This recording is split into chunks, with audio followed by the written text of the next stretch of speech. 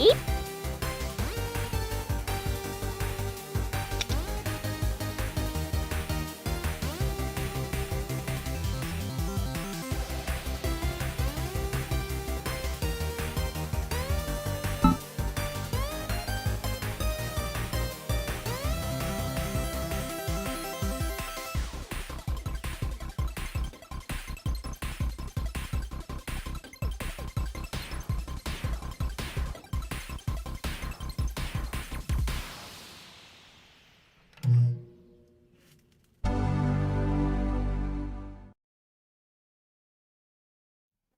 Hello, everybody. I forgot what I was doing. I'm Steve from Mac84. What else is new? Welcome to whatever the heck live stream type show we have going on here today. Um, Bruce, don't go for too long. We have a battery bombed behemoth over here that you're gonna want you're gonna want to look at. Hello, everybody. Welcome to whatever the heck we're doing here today. I just want to go through the chat here and say hi to all my friends who popped in to say hello. Thank you very much for doing that. We have Dana Does Stuff. We have Bruce Brangus Creations. We have Joe. We have the other Joe, Joe's Computer Museum. Retro Fox is here. We also have Eric's Edge and Skep. SK3P. I can't pronounce numbers. Greg is here. Tev Rudin is here. Hardware Hacker is here. SJ Brian EXE is here. Carl is here. Ian Scott is here. Nick Lopez, Shell Fox, Nick Y, and Gut Bomb. Oh my goodness. Got a lot of people here. Stealing viewers from Justin. Justin streams way more than I do, so I am not stealing. I'm merely borrowing. Gosh, if we had to coordinate time zones, this would be a hell of a mess. But the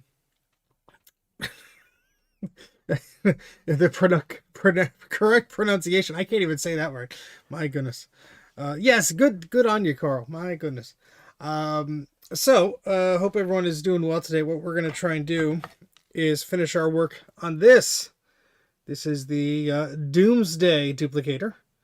And this is designed to capture the RF signals from a LaserDisc player, and you could use it for other reasons too. And last time, a few weeks ago, we were soldering this up, and I was misplaced or, no, didn't order the right components for this. And so now we got all of those sorted, hopefully, and we'll be able to continue. And yes, Doomsday. And let's see. Yes, but Hardware Hacker, what I was referring to is everybody who streams. All my friends. It's impossible to help. And yeah. Anyway, how's everyone doing? Hope everyone's doing okay. Some sad news to start the stream off with.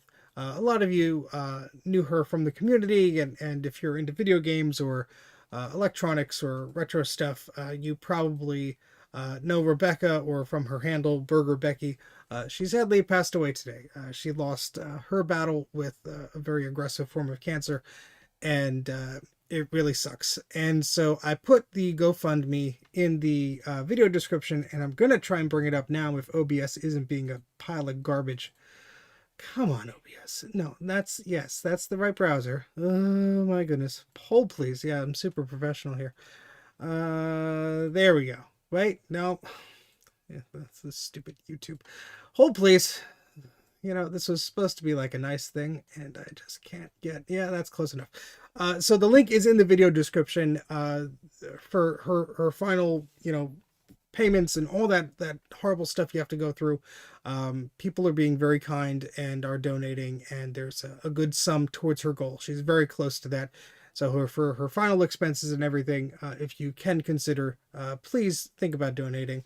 She did so much for the community. I mean, just look at the Wikipedia here. Involved in Mac Play for porting games to the Mac and all sorts of things. Just really a legend in every respect of the word.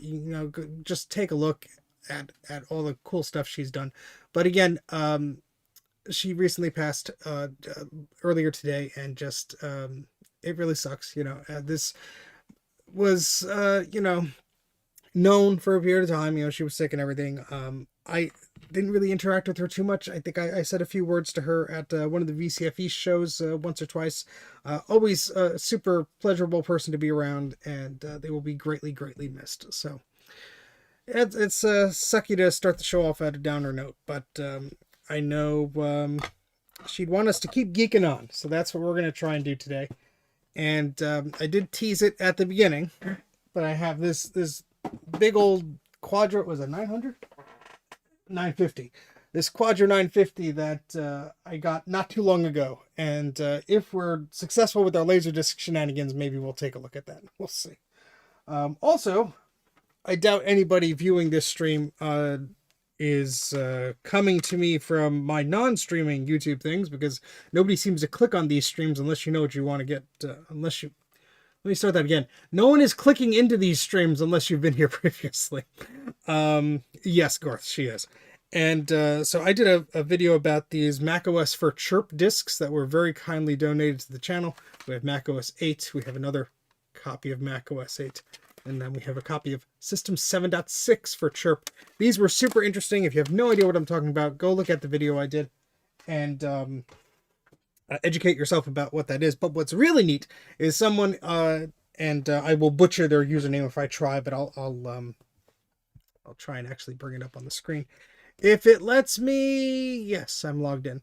The same person who was doing all the cool PowerPC stuff for Windows NT to get that booting on a Mac has dove into some of these things. Their username is RAIRII, and I will not be attempting to pronounce that. But they have done some excellent work just hacking weird things. And they got some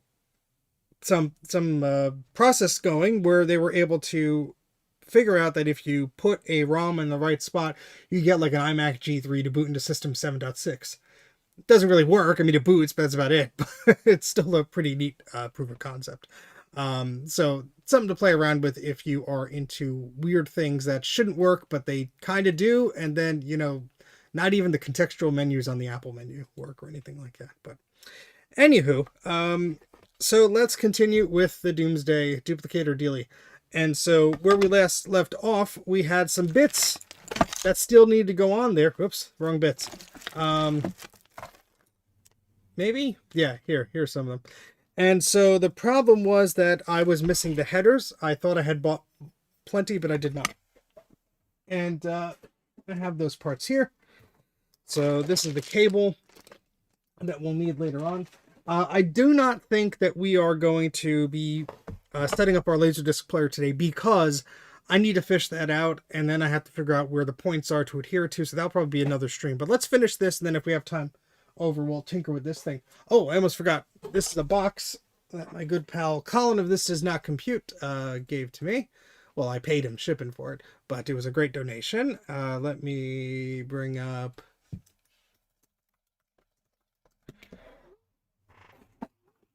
Oh boy, make sure no labels are showing or anything. But essentially, Colin messaged me and said, "Hey, I have some SCSI garbage. Do you want some SCSI garbage?" Of course, the answer is always yes. So we got a beautiful, I think it's a 68 pin SCSI cable, or 50 pin. I always forget. But the high density ones. Whoopsie doodle. Single mode LVD terminator. Spicy. So you just got the one connector there, but it is terminated. I mean, just look at the chunky terminator there too. That means business. Hey, Colin's here. Perfect timing. You've been summoned. SCSI garbage, you say. One man's garbage is another man's garbage. And we have this lovely Adaptec 39160 controller card. I have no idea what type of connector this is. Some flavor of PCI, I assume. But it's mine now, so I'll shove it into something. Probably a PC. I'm going to assume this isn't like a Mac-friendly card. But what was cool is... got a tape drive with it. And this is a SCSI tape drive. Ooh. Come on, focus. Focus. Ah, damn it. Whatever. And this is... What model is this? JP030711, whatever the hell that means. But it's a DAT72. And I was going to say I don't have any tapes, but now I do. Thank you, Colin. HP DAT72. 72 gigabytes compressed per tape. Look at that. Look at that chart. You could read previous generations.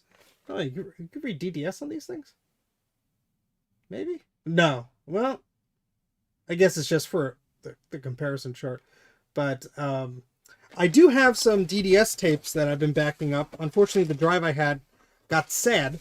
I don't know if this particular drive will help, but I always like weird tape stuff. So Colin knows the weird crap I'm into. And this is going to make a lot of noise. I'm sorry.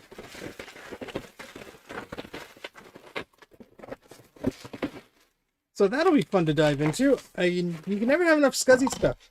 And those who say you can, they're wrong. They're absolutely wrong. We'll just shove this in the corner here, and we'll install that into a PC and torture it one day. Oh boy.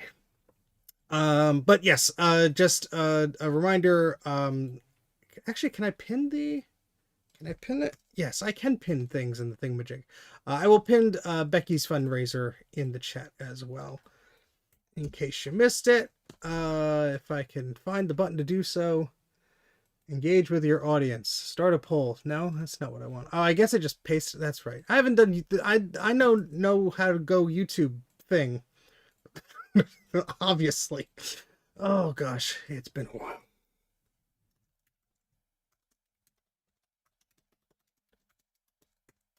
There we go. And now I can pin the message. There we go.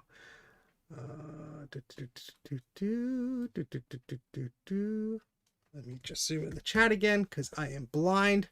E-waste? What do you mean e-waste? Oh gosh. Okay, so speaking of garbage, I'm editing this week's Patreon podcast.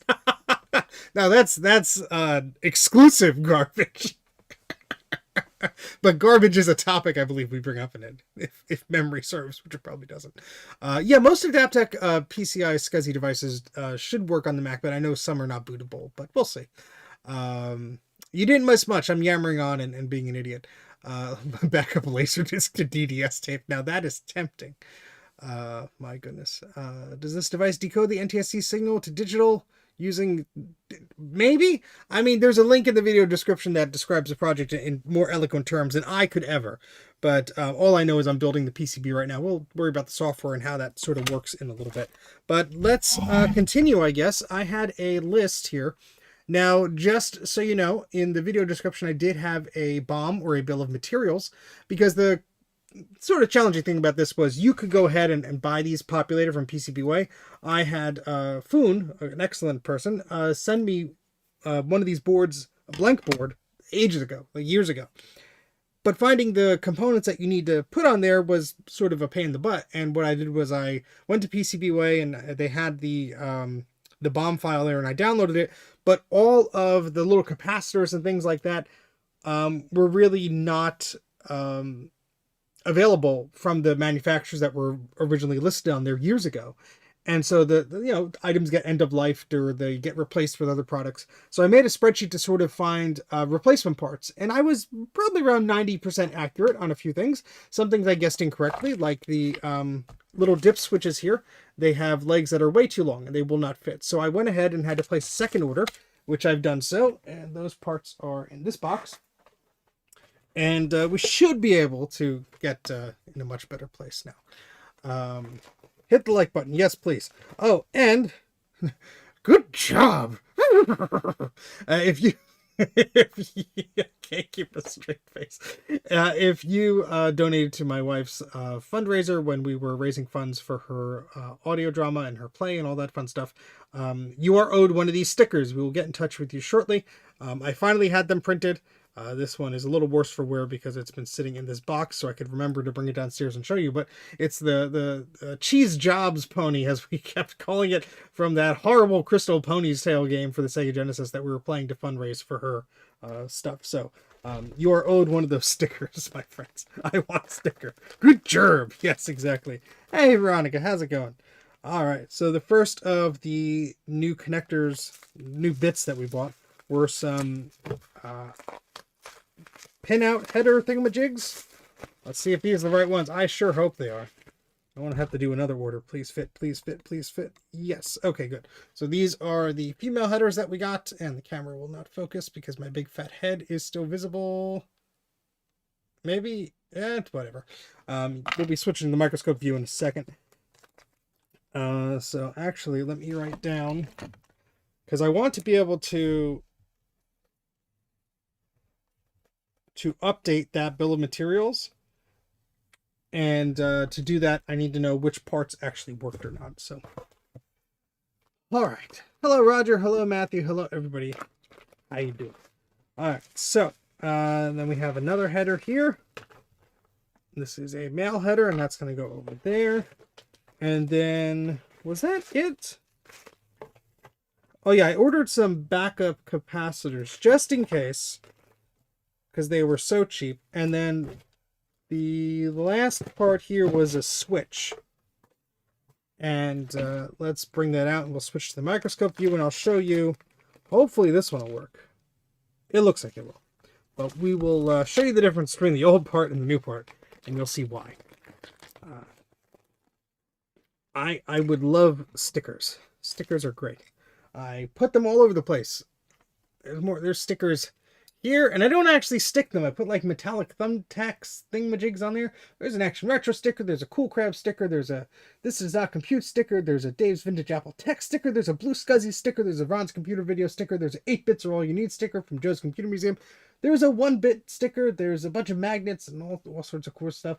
My Mac Guru sticker and a Raspberry Pi sticker and a Pi Scuzzy, rather, or whatever that project's called these days. But stickers, yeah, I litter the place with stickers, and then I lose them, and now my camera's all loose, and no, everyone's gonna get sick. All right, there we go. What are we doing? Oh, and there's a sus sticker somewhere from Garth. They're in good places because everything in my basement is sus. So, as the children say, children. All right, so let's switch to the microscope view, and my yammering will continue, but at least you'll be looking at something more interesting than me. There we go. Whew. I'll show you something sus. Hold on. We'll get there. Is this not gonna work correctly? There we go. So we have this area here, which requires a little switch, little dip switches, and the original part I ordered was this, and that doesn't exactly fit there. It's kind of a size discrepancy there. So we're going to try this one that I got. And I'm going to have to refer to the instructions, which I'll bring up in a second, to ensure I'm installing this the right way. I hope this fits. It looks like it will. Whoopsies. Let's not have any components fly off the desk anymore, please. That would be great. Okay, this looks like it should. Yeah, close enough. Looks good to me. That should work. Cool. So I will have to clean the area up and solder down and everything like that. But no, the micro. No, because where the microphone now you're making me think.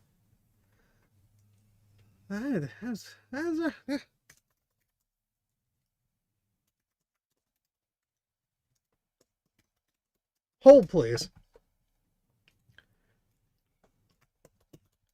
Carl making my brain itch here. No, there's an internal microphone on the Macintosh TV. It looks like it doesn't have one because of the infrared sensor there, but there is an internal microphone. I was about to say, like, didn't that have an internal microphone? But then I was thinking of the infrared sensor thing, but yes. According to the service manual and my very foggy memory that is usually wrong, it does have an internal microphone. Actually, yeah, I think the Logic Board does have an external port. Most of them did, but anywho, little bits here. All right, that's right. We're gonna go to whatchamacallit, our line. Oh, we're about 1,000 tonight. We are going to our video description to look at the instructions. Here we go. On the Domesday86.com website to make sure that we are installing the components in the preferred order. And they also have some good pictures of like where everything goes. So I just want to follow that to make sure I'm installing this switch correctly. And they had moved the documentation, so now I have to click on this thingamajig, and now I have to click on the, where's it, the hardware guide. Oh, this is exciting. Hardware guide. Here it is. All right. Okay, and so the switch, of course, the switch is not installed in that photo. Oh, jeez. Oh, boy. Finally got an Apple Portrait display. Works great with the Quadra 700. Excellent. Those are nice. Update on the 637 CD I found at eBay. Someone on Reddit gave me their 6300 to use the case for my blah, blah, blah. I did that and used an upgrade card. Yay, use it as upgrade. Excellent. Preparing to sell my Macintosh TV, but I need to reassemble the floppy drive assembly. I don't feel like that. Yeah, floppy drive's gonna be a pain in the butt. Yeah, clean the heck out of them. Oh, he upgraded a modem. Oh boy. Now life in the fast lane here. All right. So let's see. So how this was. This switch was installed like this. Like the on is on the left side. So I guess we'll follow that just so we don't mess anything up. Let me focus this better. I'm sorry. My microscope needs to be leveled. It needs to be cleaned. It needs to be focused. All this sorts of stuff. Where's it? There it is. Let's turn on our soldering iron here. And let's get a glass of water.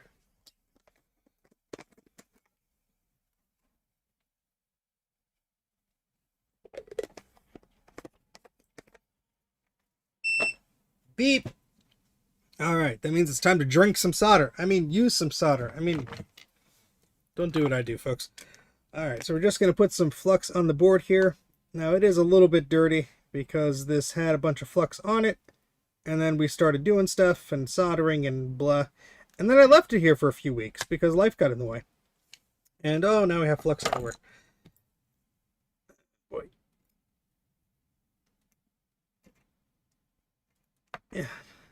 Extra flux for everybody. Yum, yum, yum. Mm-mm.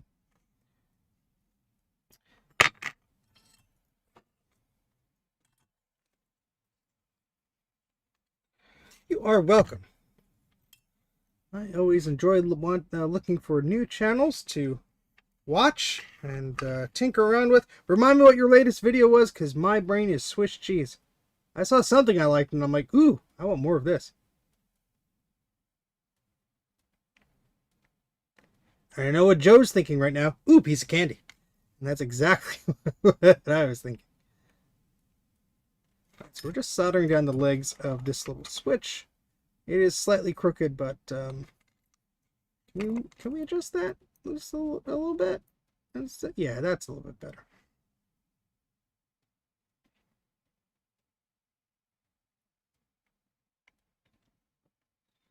And the soldering iron tip I'm using is way too large for this, and it could probably be a smaller one. But the one I have on my iron right now, so that's the one we're going to use. Now I just want to tidy these up a little bit. Make sure none of these go anywhere. I'm pretty sure these dip switches are pretty important to configuring stuff. So I just want to make sure none of those are going to move anytime soon. They all look pretty good. Candy. Joe. All right, so now we installed that. Now the headers need to be installed. And so the board is facing this way. Oh, we also have this BNC connector, which I guess we could do next. And that was in the box somewhere. Wait, is it? Yeah, there it is.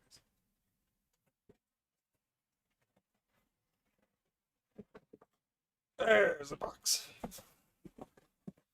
Yeah, because we have the BNC jack, and then the very expensive boards like the FPGA one and that Cyclone thing and all that stuff. Oh wait, this is the other BNC connector. That's the one that we have to plug into the LaserDisc player. Yeah, here's the right angle one. This goes onto the device itself.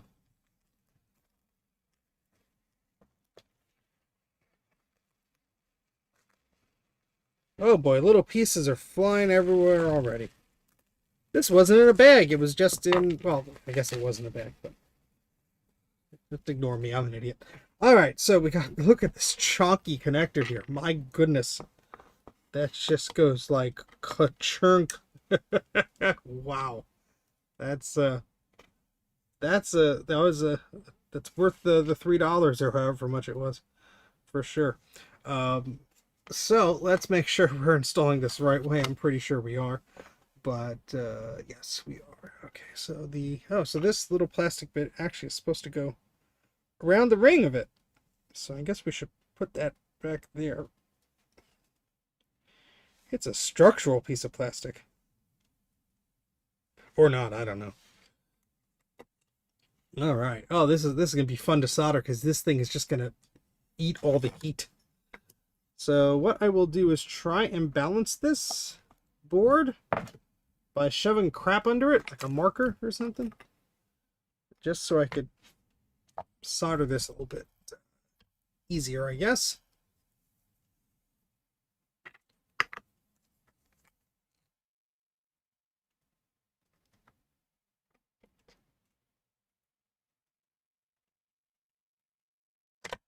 I guess we'll start with the middle first. Now, the microscope is not exactly the best for this because it's a huge part. So apologies, you'll only be able to see some of this, but just pretend like you know what you're seeing.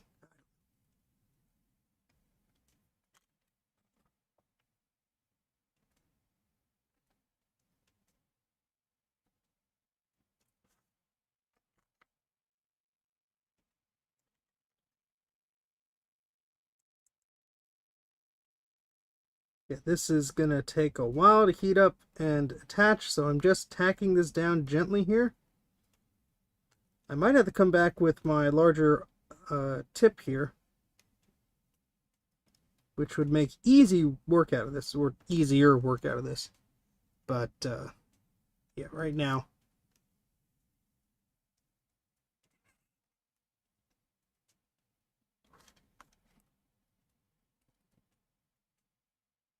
Look at that. That is, let's just leave it on there for a bit.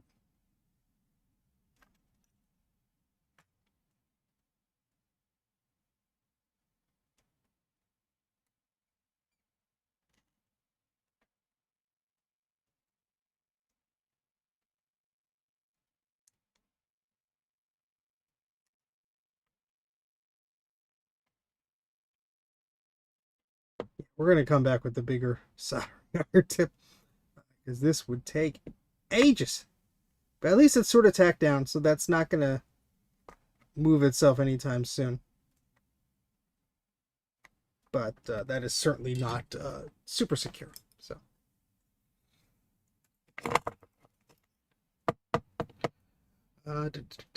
Image Writer 2. Heck yeah. Love the Image Writer 2. Alright, so this isn't exactly flush either, so I'm gonna, while I notice that, let me just heat this up a bit.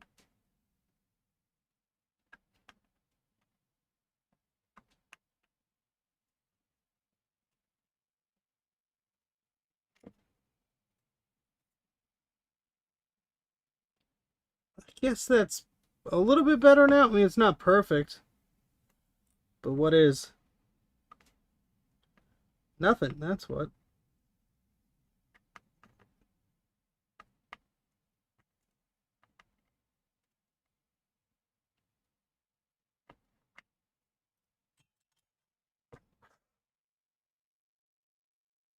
Ooh, that got warm. Boy. No, I'll just use the big old connector. I don't want to use hot air. There's so many little components here, and I don't want to warp the board or anything. So, but that's okay. I have plenty of other soldering to do as far as the other components go on here. So I think, as far as surface mount components other than the headers, we are done. Let me switch camera views here. So this is what our little board looks like there, with our chonkin BNC RF jack style thingamajig there. And there's not too much on the back right now, but 2 of the headers will go there. And we're on our way. So, next up are let's do the male headers first, I guess. Well, No, let's do the female headers because they're going to help raise this thing up, I think. So let's just double check that we got this right. Scroll through the documentation, which again is the website is linked in the video description. And yes, those go down. Okay, so it's like sort of like a pair. It doesn't really matter which way they tend to go. Sort of like that.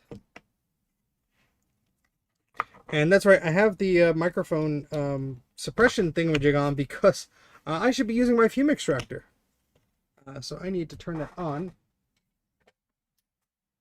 Because otherwise, I'm going to be breathing in all the bad stuff. And that's unplugged. Why is it unplugged? I don't know. I'm an idiot. That's plugged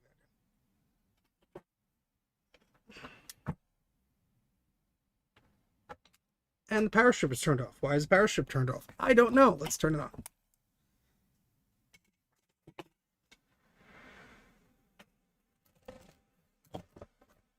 All right. The less bad stuff I breathe in, the better.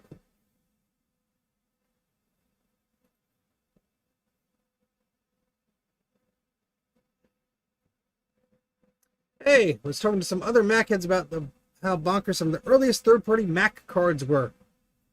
Yeah, there's a lot of weird stuff out there. Oh yeah, the Rastrops ones are great. Good quality stuff there. Yeah. Yeah, my dad had a Macintosh 2 CX, which he needed he was in the publishing business. And I think it had a Rastrops 24 or something like that. It was a beautiful card. I mean, that thing was probably more expensive than the computer itself, or close to it at that point. But, all right, so these headers are flat, but it's sort of uneven here. So I'm just going to tack down the corners while I have it in this position. Or at least try to.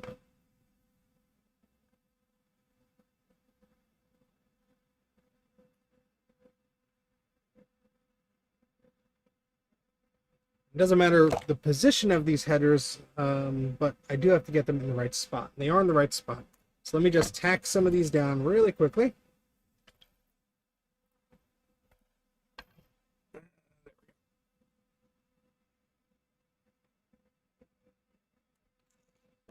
Well, Rastrops and Super Mac and Radius, they all made so many different cards. There's really a bunch of them to choose from. I know some were better than others, and some were certainly much faster than others. Ow, the solder splashed on my finger. But it was hard to go wrong with them. I know there were some low-end models that didn't really offer acceleration or whatever, but if I'm at a swap meet and I see a bunch of cheap video cards and they're Radius and Rastrops, I'm buying them. Never have too many of those. Alright, so now we have to do this side. Try and get it as even as possible. It's not going to be easy, folks. It's not for me.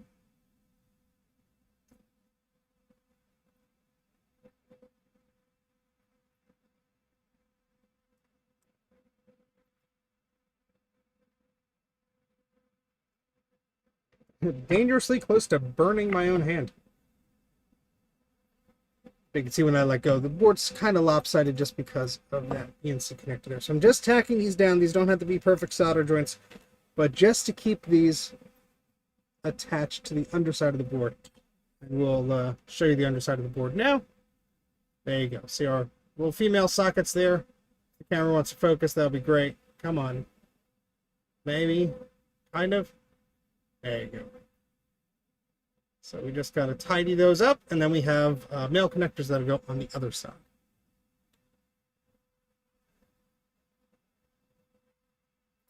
Oh, Super Chroma. Why does that sound familiar?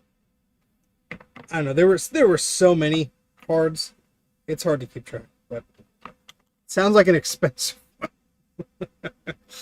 All right, let's get back to whatever it is we're doing. That's right, we're soldering things with a heck of a lot of flux.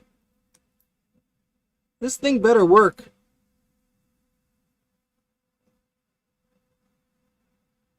This is one of the more involved project kits I've ever put together. I think the most involved, actually. Because the blue SCSI isn't that difficult. The blue SCSI is a great little item, and they're not that difficult to build. Certainly less expensive than this thing. Actually, a good thing. I mean, some of the blue SCSI parts are a bit tricky for maybe a first-time soldering individual, but not a bad place to start. I should have put on this BNC connector at the end, because now it's just lopsided with the weight.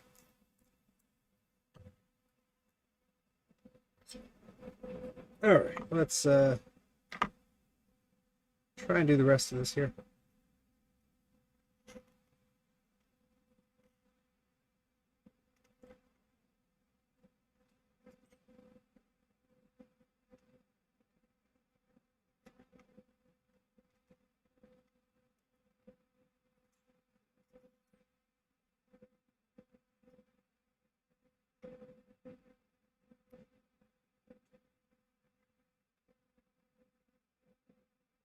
Try our best to make these look respectable.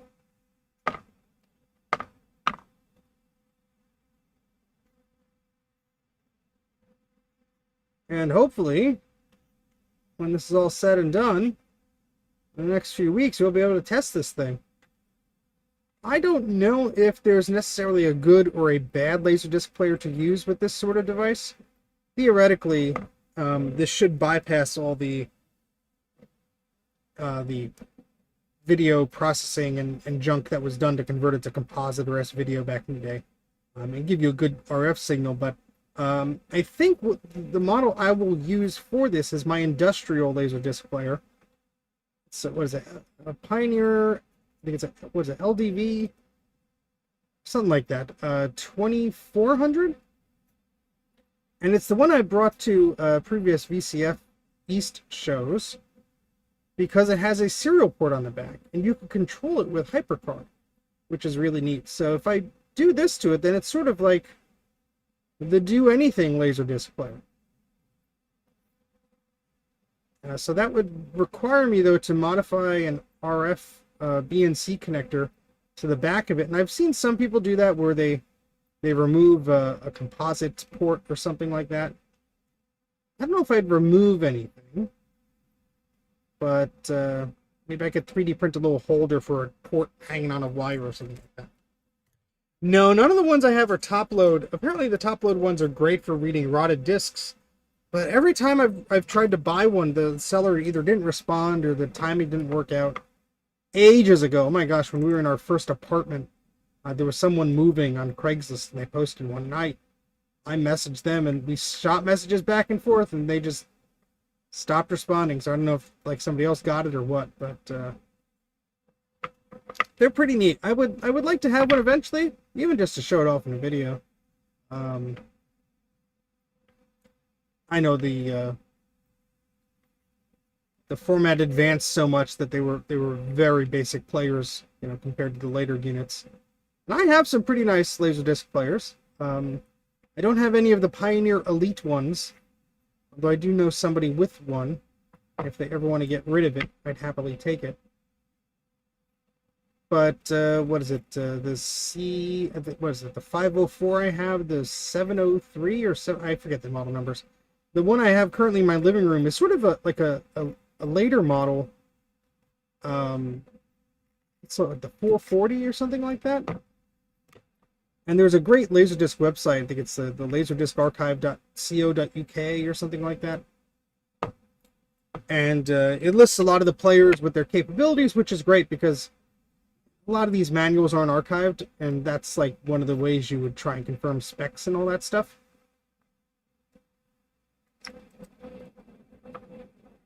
And so this will help you even just get pictures of like, oh, okay, what ports does it have? You know, does it support freeze frame? Does it have a direct CD-ROM or CD tray rather? Stuff like that. So you could determine, you know, hey, is this okay? Because sometimes all you have to go by is on, you know, Craigslist or Facebook Marketplace or whatever, and there's just a photo, or you're at a yard sale real quick and you're like, is this crummier or better than the one I have? All right, I think that's good.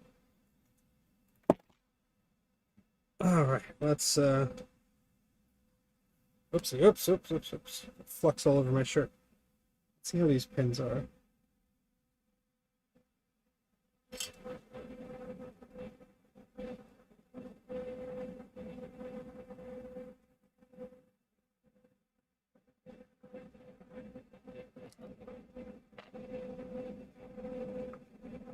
These are all good. All right. Now for the other pins. Oh, wow. Yeah, those... I mean, if you had unlimited funds, man, those Pioneer Elite systems, those were the ones to have, man. Freaking crazy. At least here in the U.S. in video game magazines, they always had these contests, and one of the prizes was always like 27-inch CD TV with a LaserDisc player and all this crazy stuff. It was great. All right, so this is what we are going to solder next, these green headers. And that plugs into, I believe, the FPGA board. No, I'm sorry, that's the Cypress USB 3 board, I think. Yeah, so either way, yeah, that's what it plugs into. So we have to make sure these are all nice on and straight. And in fact, it wouldn't be a bad idea for me to take that board out of the box and sort of, no, you know what, it'll be fine. I was going to say, oh, I need to position this exactly, but it's a pin header. There's like less than a millimeter of it wobbling around I have to worry about. But I am going to tack it down just like we did before. I'm going to put flux in the corner here.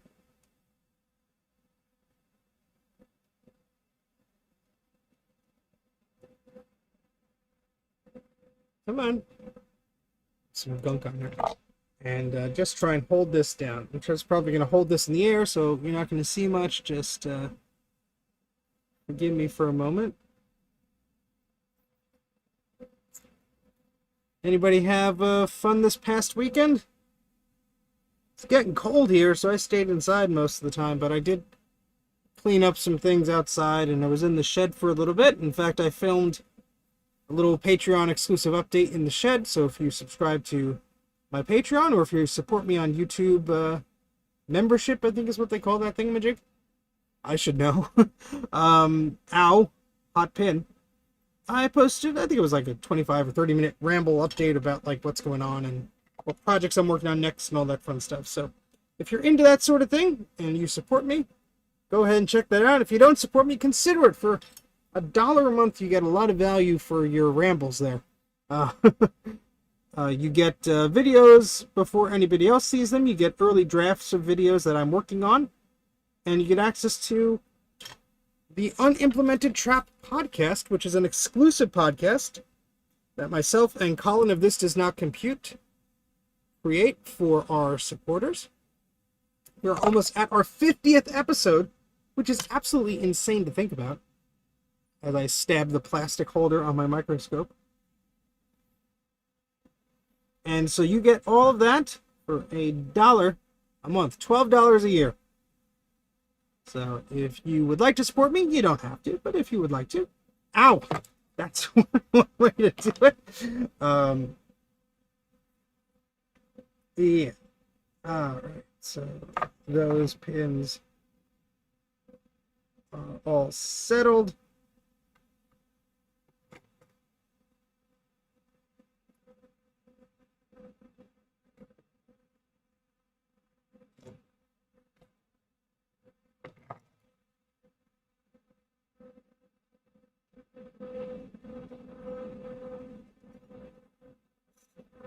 Oh, come on.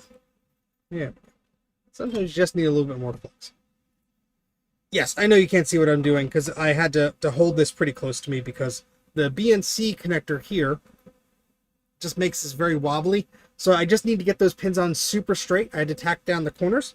Now that they're tacked down, I can flip it over and we can better get a better close-up of what we're doing here. So let's set ourselves up. That's a lot. Yes, Joe.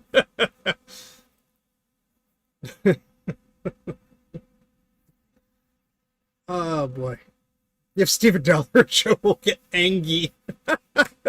Best typo ever. We had a warm weekend, so I put snow tires on the cars. Ooh, fancy. You're supposed to do that?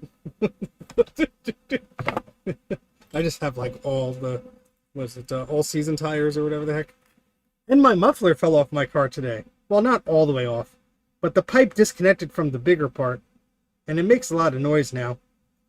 Should probably bring that to the car place to make them fix the thing. I'm good with electronics. I have no idea what the hell car things will do, how, fix. Carl, you want to drive to New Jersey? Fix my car. Good use of everyone's time. But yeah, I was driving to the grocery store, and I kept hearing some like banging around. I'm like, what the heck is that? Did I run over something? Something come loose, so I pull over in a parking lot. And I look at the muffler, and I stick my phone under there and take a photo, and I'm like, it looks like that's just sort of hanging loose there. You know, the muffler, the chonky part is suspended, but the pipe no longer connected to it. It was all rusted out. Could thank the salty air and the salted roads during the winter for that, I guess. It's probably something we should get fixed. Yeah, we'll make Mike fix it. Get his butt over here. I was joking that I just need a crap ton of Kapton tape. I just wrap that around to seal it in. But then I think that would be worth more than the car, because that tape is so expensive. I didn't actually put any flux on here, but this solder usually has, a good amount of flux in it.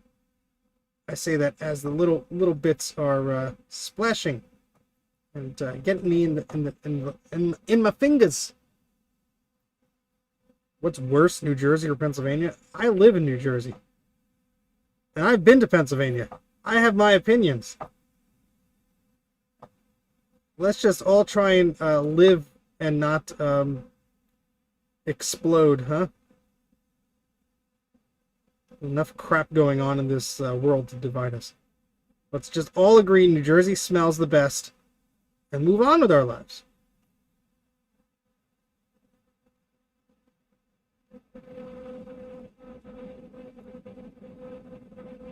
And it's up to you to determine if I was saying best in a sarcastic way or not. It better be, Eric. It better be. Let's go to the videotape. Thank goodness it is. You scared me there for a second, because I triple-checked this before I started soldering. Oh.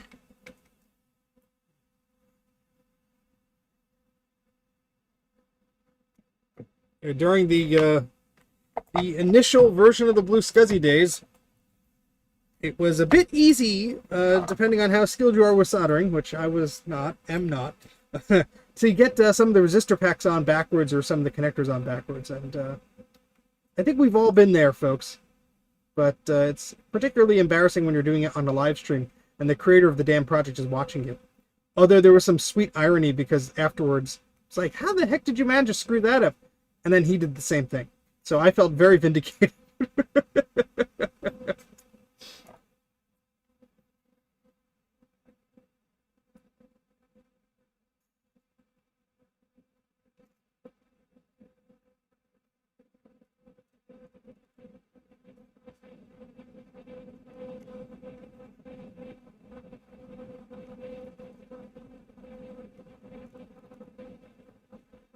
This board is very Blue Scuzzy-esque because it's blue.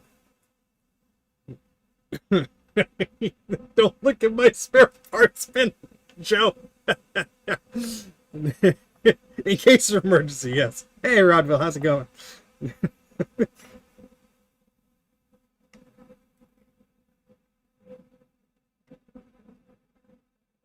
So like I said earlier, I don't have the LaserDisc player set up yet to receive this upgrade, and I'm sure I'm going to have to load some software into this and whatnot, but we're just, solder splash.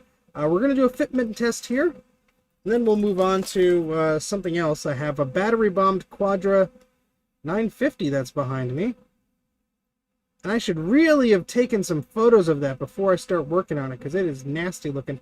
But if that's too much for us today, I have maybe something else to work on. I don't know how long I'll go today. We shall see. It's still under an hour here. Get your bang for your free buck here. Speaking of free entertainment.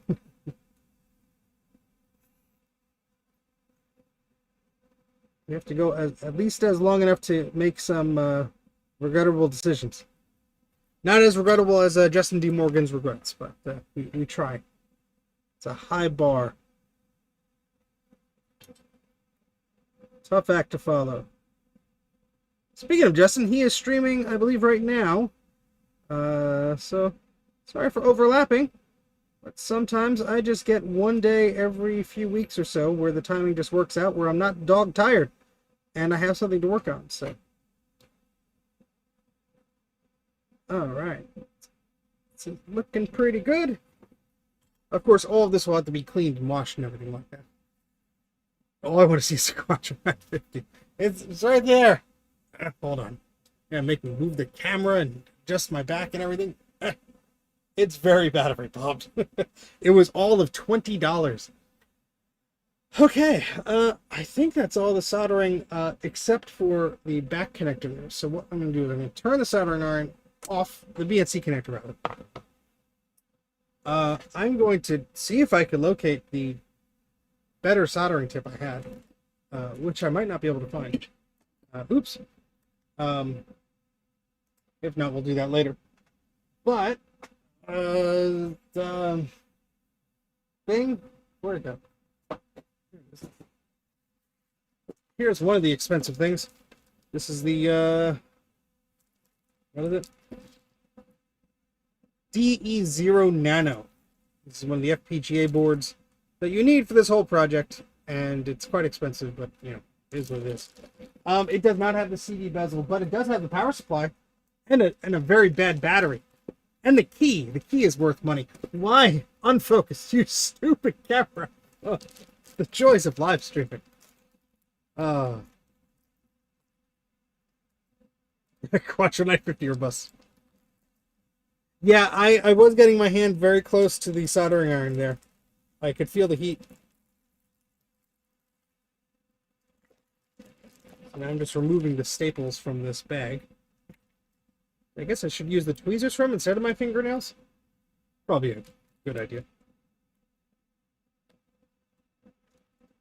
Oh boy.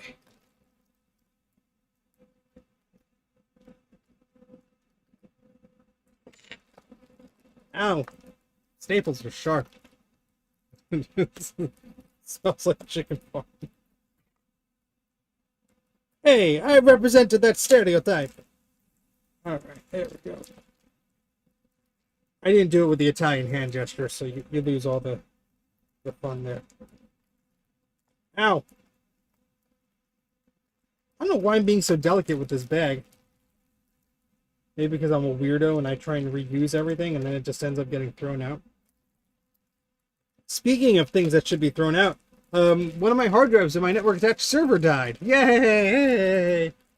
So I get to send that for an RMA. Thankfully, it's under warranty. Those drives ain't cheap. But it failed in such a weird way. I have two network attached servers. One is a backup, and I just left it off for a while because I'm like, you know what, I want to rewire some of this area and move some stuff around. I ended up not doing it. I moved some of the wires around, but that's about it. I turned it on just yesterday, on Sunday, and it booted up and said, hey, your volume's degraded because one of the discs is not available. And I'm like, what the hell do you mean? And sure enough, one of the discs was just like, nah, I'm out. And it, you know, it mounted kind of, like, sort of, but I couldn't run any smart tests on it, and no matter what drive bay I put it in, it was acting funny. And I tried reseating all the connectors and running smart tests, and it was just acting so strange. So I'm like, all right, I tried, but looks like you're gonna have to be replaced. All right, so here we have in this little box our DE0 Nano board. If I could get it out, there we are. I'm going to probably put this right back in there when I'm done, because caution, sensitive electronic devices do not ship or store near strong electromagnetic. Yeah. I know what not do. Maybe.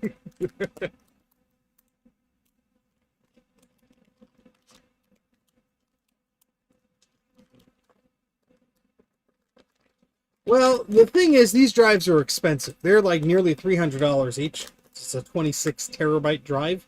Um, Otherwise, I would have a spare, but the prices are around the same. So it's one of those things where it's like, if the drive dies and it's out of warranty or I need a spare, that's when I'll buy one. And it's a backup. So it's not like it's mission critical right now. But yeah, I would like to have it working. All right, so this mates with that. There we go. I didn't push it all the way down because I'm going to remove it and put it back in the anti-static bag because I'm not going to use it right now. But that's good. All right, so let's put that back in here for now. Because I want to 3D print a case for this and on all sorts of stuff. So there's a lot more to do after it's all done being soldered. And there's the other one. The other expensive dealie here. And it's this little USB board. So let's make sure that this sits properly. Now there are 2 pins that this has blockers for. So I have to snip off 2 pins from this. I should have done that before I put everything on correctly. That's all right. So let's just, this goes like this. I'm just going to refer to the picture so I know which pins to snap off. So I believe it's like that with the BNC and the USB facing opposite directions, which looks to be accurate according to the photo. So now I need to snip off the pin that does not belong here. So get our snips. And I always get things confused when they're backwards. So we're just going to do this again. Okay, so it's the 3rd one down on the left. So that's this one here.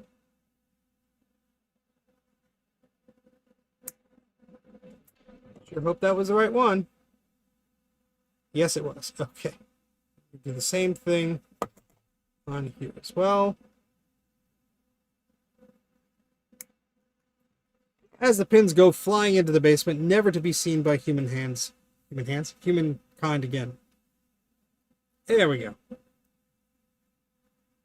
And now that's all nice and sandwiched in.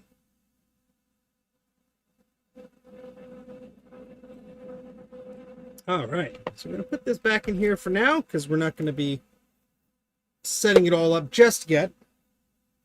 But I'm going to put this in one of these little plastic bags so we don't lose it either.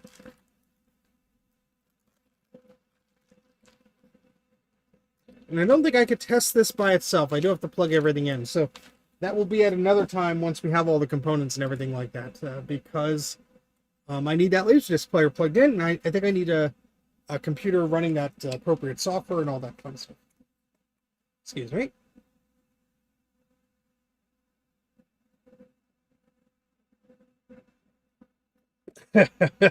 No, it's in a box.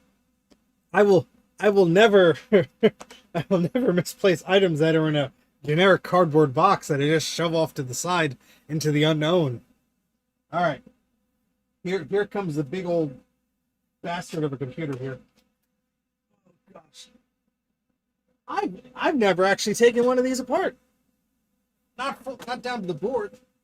I've helped other people do it.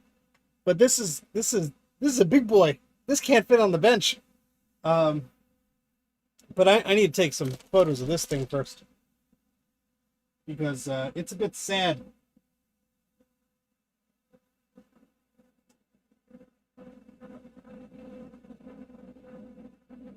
Let's try and get a good photo of this.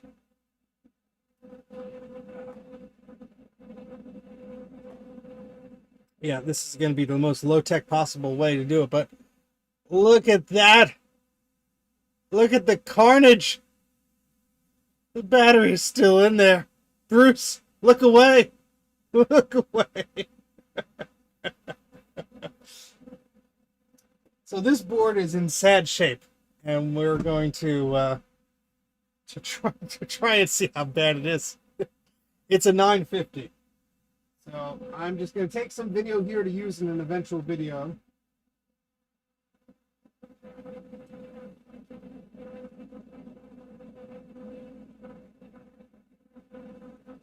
I'll probably have to do a little bit of this. Just ignore me for a bit.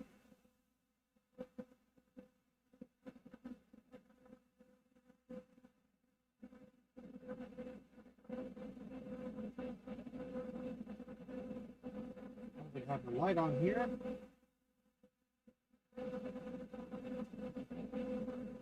Why won't you focus?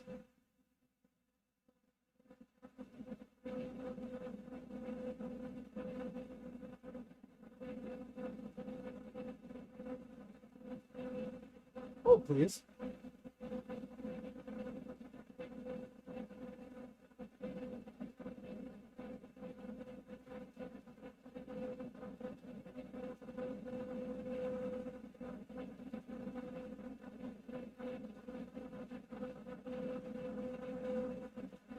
I think my lens is dirty.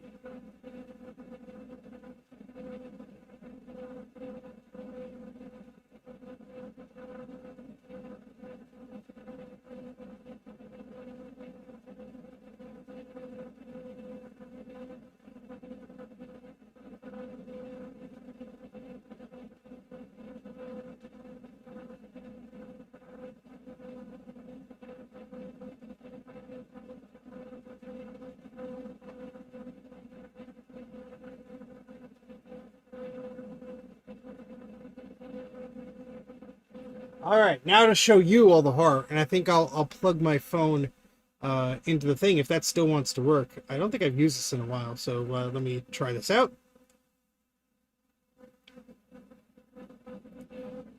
All right, so let's see if this wants to work. Deactivate, use IP address,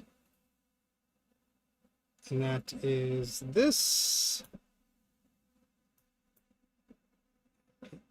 Okay, hit activate, and I don't know. Can you hear me? I think so. Yay! All right, just anyone with a weak stomach or constitution or whatnot, you may want to look away, folks. So we're starting out on this side, and it doesn't look that bad. Let's try and get a focus here. Doesn't look too bad. But then you come over here and you start to see a lot that looks sad. And then you start looking and things get rusty. And then, yeah, there's the culprit there.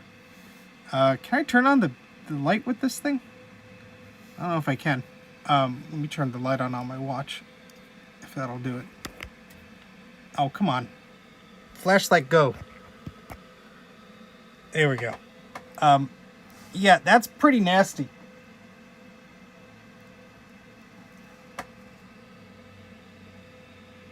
So, yeah, but at least we got a power supply and a hard drive. Oh, I didn't even notice there was a hard drive in here. Yay! We have a hard drive and a floppy drive. There's the front of the poor thing. Overall, it's in pretty good shape. Now, unfortunately, it did not come with the side door. They were dead set on selling that to somebody else or sending it to a friend or whatever. I tried. They would not give it to me, but they didn't have it with them either. We have an asset tag on here. We have the back of the unit there. Focus. Yeah, so all the fun stuff has been taken out of this, but oh boy, this is gonna be a fun one. Yeah, I guess I have to lay it on its side and take the power supply out before I get to anything else. So let's do that. Then I'll have more spots to put all the carnage from it, and it won't take up that much space at all.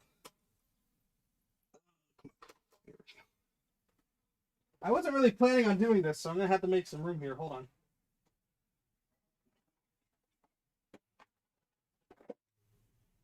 Ow.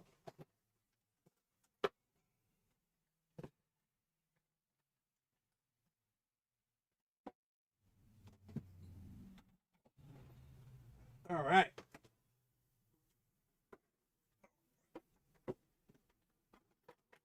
Ow, my fingers. Whew. Well, this is going to be fun. You won't be able to see anything I'm doing. Well, you know, if someone had a model for it, I guess I could like send it away to be printed on at one of those PC the thingamajigs, those people that print the big things. Words. Where's a Phillips screwdriver when I need one? That's half of one. Damn it. There's the other half. Yay! Gut bomb, you're up. Yeah. I'm sure that's exactly what he wants. All right. I think I remember how to do this. We'll see.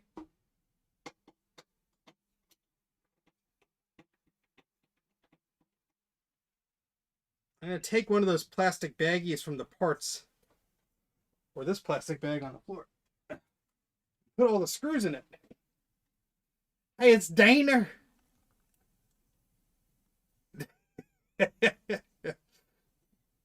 Bruce, that would be amazing to put it in a G5 case. Oh, that would be sick. Look at all these G5s I could repurpose to make it useful.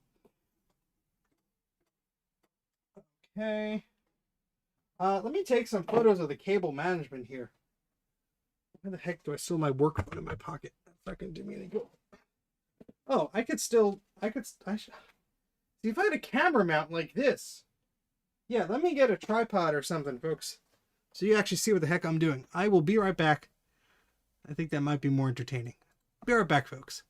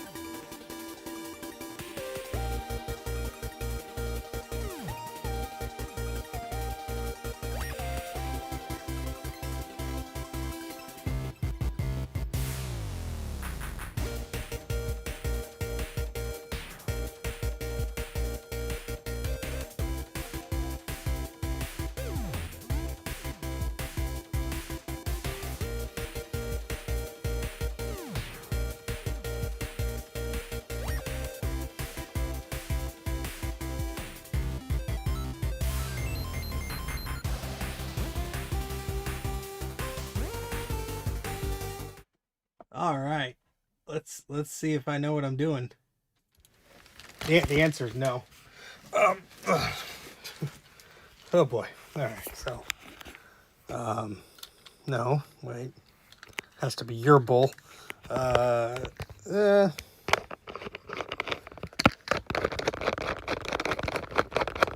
Let's hope my phone battery's charged enough. We're at 40%. It should be fine. This tripod's not jank at all. Oh, nope, oh no.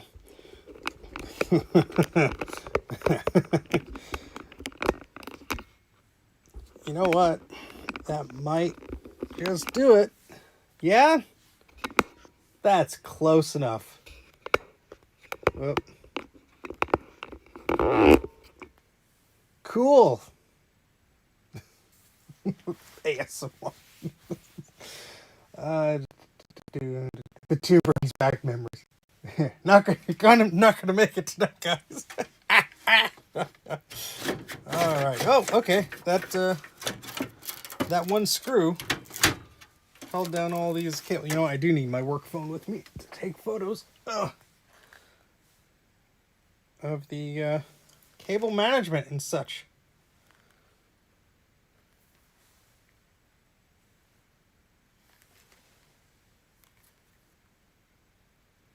All right.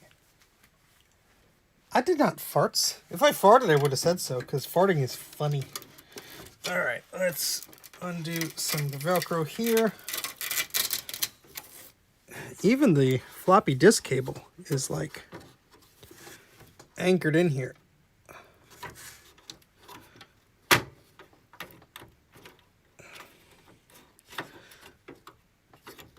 Oh, come on, what the heck?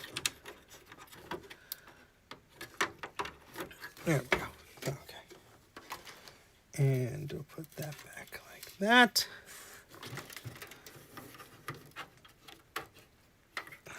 Take another photo here.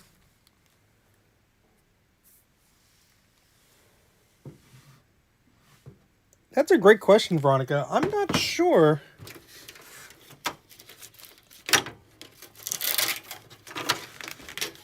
I mean, one could argue the camera sensors in these phones are so great, but yeah, it would be great to have just like a dedicated one. I could just pop up here with a USB cable for power or whatever. Oh boy. All right, so that's our floppy drive and our 500 megabyte hard drive. And we got one very long SCSI cable and a very long floppy cable. This is a Quadra 950. Don't get me started, Colin. I tried my best. I even have their email address if they change their mind. But, oh no, I promised my friend the side door of it, and blah blah blah. That's why I'm selling it so cheap. And I'm like, I will give you another $20 just for the dang door. I want that focus. Come on. Focus. You lousy camera. What if I do this? Huh? If I tap it? Does that do anything? There we go.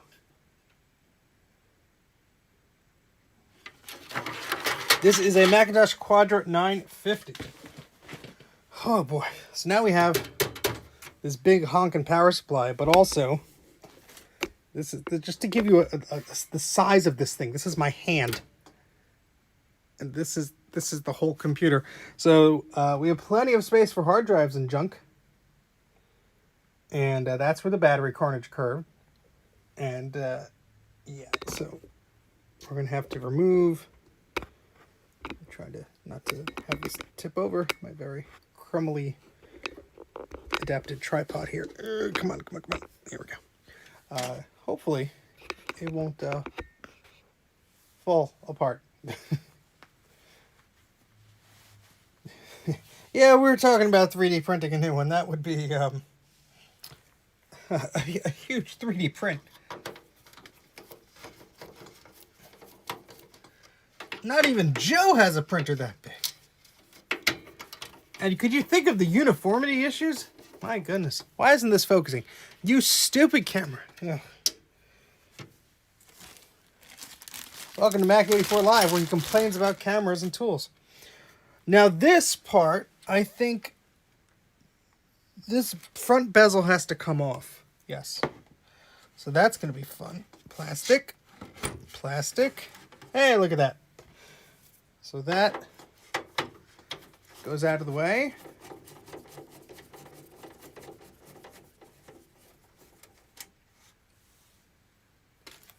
Maybe I'll just get a nice like piece of wood. This will be a wood grain Quadra 950. All right, now this thing, I think. Oh boy, oh boy, that's a big puppy. That's a big puppy. Oh.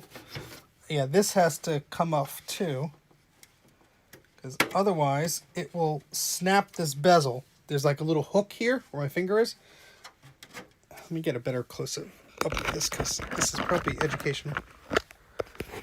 So see how these are? If this wants to focus. The power supply here has this little hook in here, where this screw is rather. This is for the power supply, but it also has this hook that goes here. And this is the bezel there. So you have to sort of pop these out. Thankfully the plastics aren't bad on this one. Otherwise you're going to have a bad time lifting that out. It's going to snap the plastic. Why won't you focus? There you go. So yeah. Clint could buy his own wood grade Quadra. This will be my wood grade Quadra. I'll get him to sign the side of it. All right, let's see if this wants to come out gently now. Holy crud. That's, what is exactly going on here? Oh, this plate has to be removed, I think.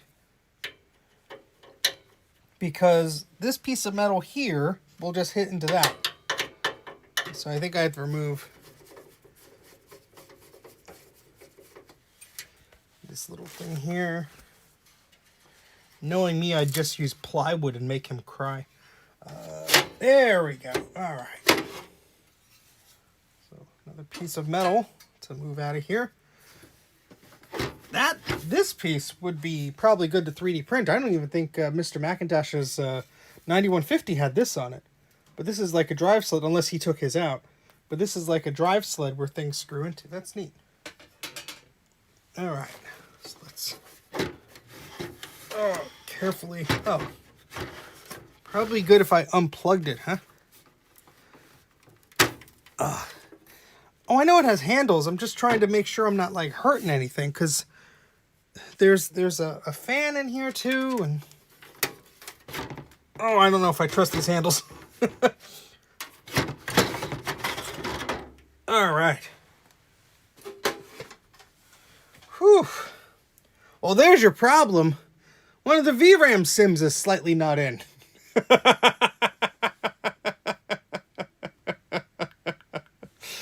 Oh, God.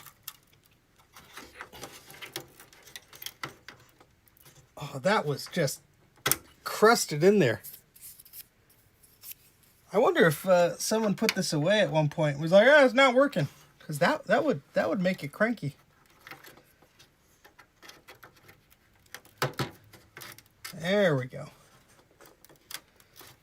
All right, so now we have the key mechanism. We have this huge light pipe here,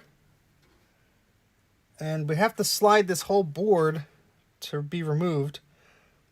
I'm going to unplug the speaker here. I know you can't see that. My apologies. The rarest thing in my collection, probably one of the prototypes I have. Like I have a Pippin prototype that was the Bandai game console Apple helped with. And set-top box prototypes. Let's snap this bezel back in before I accidentally snap it with my brain by doing dumb stuff. And then can we remove the bezel from the bottom here without angering the gods? I don't know. Here we have to push. Oh, that's crunchy sounding. Oh, there we go. And then this. Oh, yes, never mind. We have to remove these buttons first. We have the programmer and what was the reset and interrupt switch. These are plastic, so we have to squeeze them ever so gently. Why am I talking like this all of a sudden? I don't know. I have a problem. Let me get some tweezers over here. And let's just try and... All right. So that's the interrupt button here.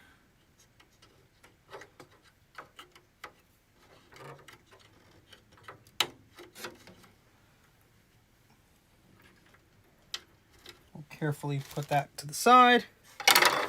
I'll do the same thing with the reset button. You have to sort of squeeze either side. Pro tip, these buttons can actually get squished up against the button and then make your machine freeze on boot. My good pal Tom Barber gave me his machine to try and fix, and that ended up being the problem.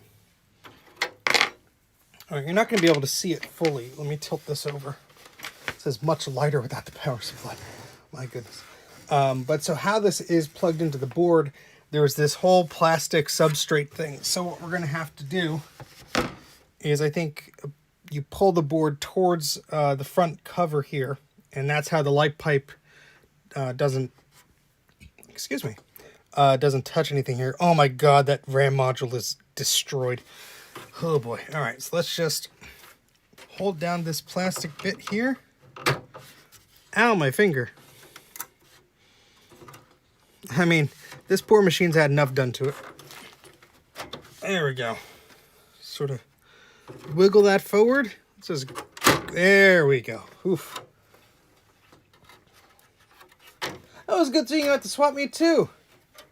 Yeah, I found a bunch of things. I need to do a video about that. I guess too far now though.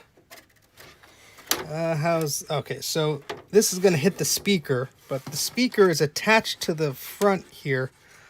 So if we just remove the bezel, easier said than done, the speaker won't hit up against anything else here.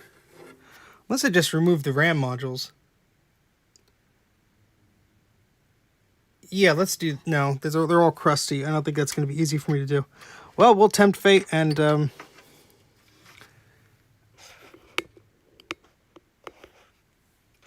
Nope. Tripod says no. Look at my legs. Look at my pants.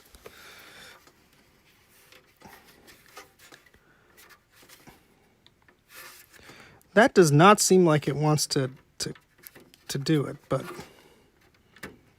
all right.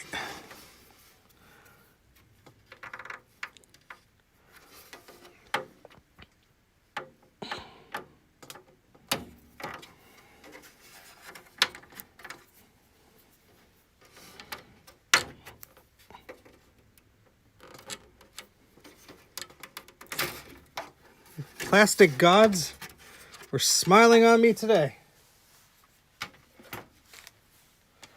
Oh boy. The Autumn Collection by Mac84. By the way, go to shop.mac84.net and you can buy my merch. Oh boy. Oh, come on, camera. You just gotta stay like this for like a few more minutes here, pal. Okay. My goodness. That's a big boy. All right, let's move this to the side here, which is going to be my chair, I suppose.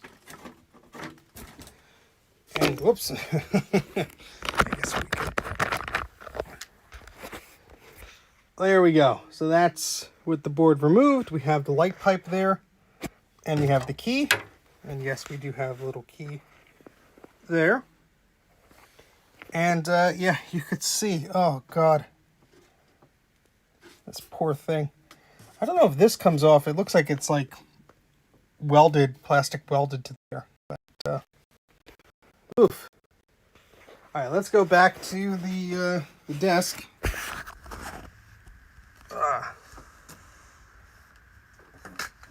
Just give me a minute, folks.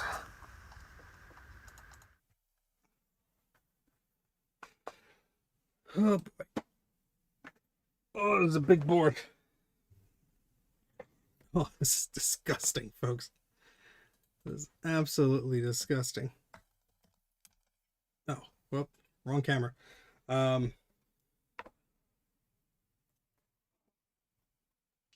Little things are falling off the back here. No components, it looks like, but little dust and crud like. Oh God. Oh, just look at the memory modules below it. Look at all that. Oh God. No. Uh, well, let's remove the battery first. Yes, we should. Oh God, it's terrible. Oh, where's Big Bad Biologist, Big Bad Bench when you need him? Where's John? Hey John, you want a challenge? Oh God. Yeah, that's a great question, Colin. This has only been in my possession for maybe a week or so. And I thought, to teach the computer a lesson, I should probably leave the battery in there. All right. Let's get this battery out of here. Oh, it's stuck in there. Good. No wonder it's not. Oh, the whole connector just comes out.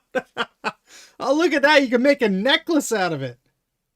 Oh, yeah.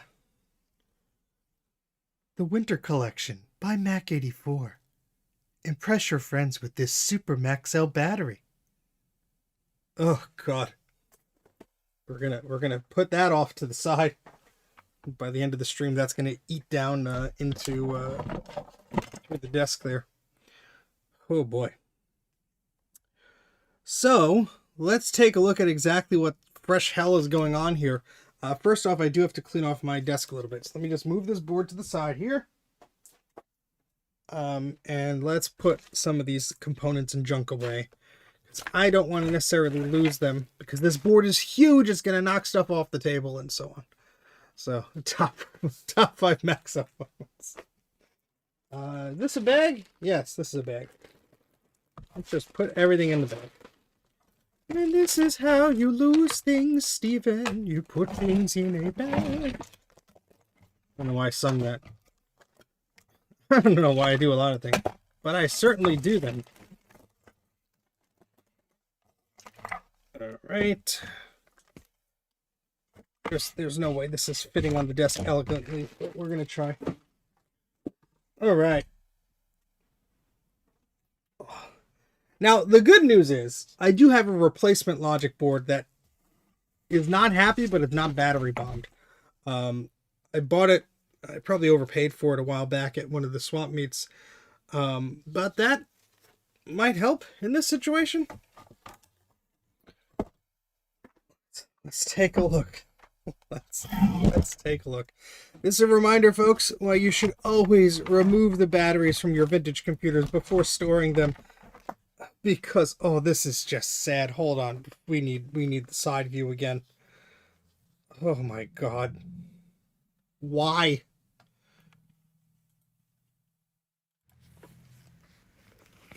Just look at this. Just look at that. Oh, come on, focus. Ugh.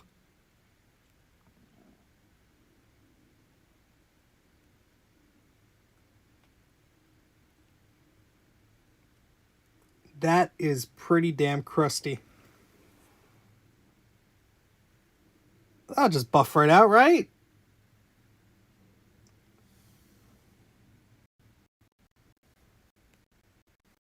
I don't know why this isn't focusing. I apologize.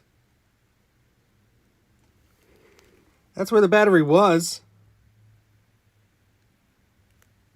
And we do have some white crusties on the PDS connector. It doesn't look too bad.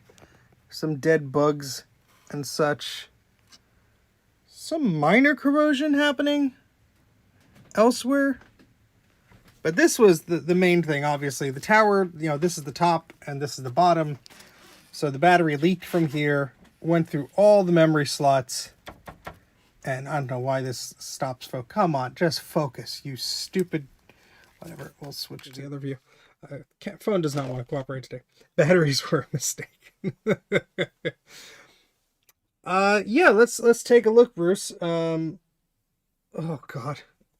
Let's I guess go carefully with these, because they'll probably just snap off. I mean, these 4 modules here look like they're the biggest, and unfortunately, they look like they're in the worst shape. And that metal clip of the memory module sim just snapped off. Just completely snapped off. I guess we have to go from this way.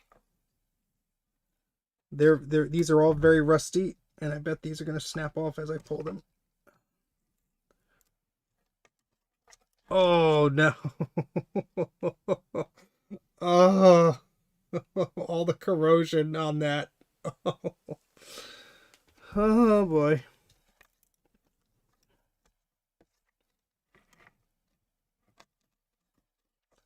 All right, this one isn't too bad. That might be able to be cleaned up. Hopes and dreams, yeah. Oh, come on.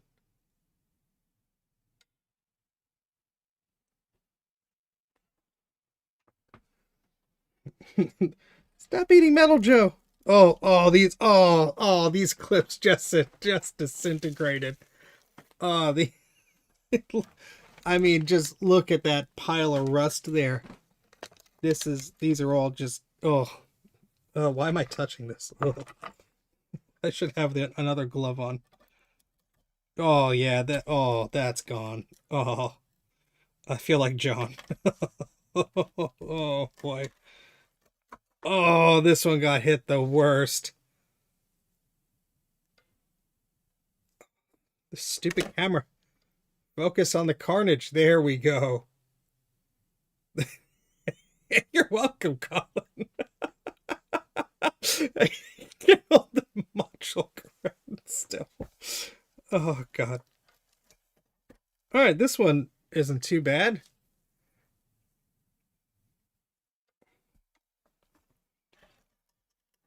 Oh, this one has a lot of rust on it.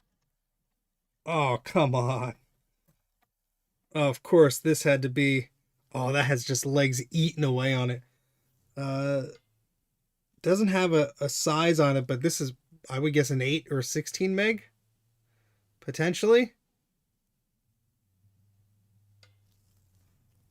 Maybe a 4? I'll take a better look at the chips in a moment once I remove all of them from the board. But this is the worst of it right here. Let's see if I can get a better look at this thing. This board is so ginormous. But there, look at the crud. Look at that busy bee robot. I just noticed that. Oh God. Yeah, these chips have too much dip on them. Too much dip. I need to get a photo of that. That was awful. Absolutely awful.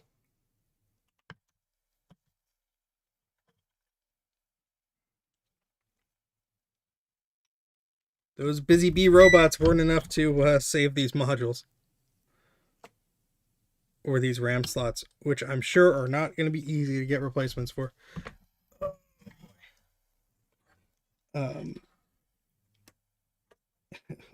Tetanus. That one's fused in there. Let's try these. Oh, no.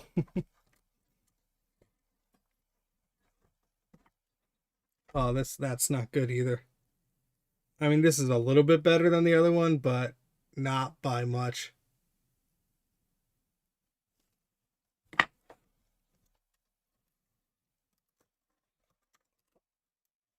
Oh.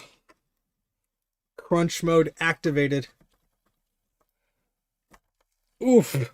I should be wearing a mask. That dust just went all over the place.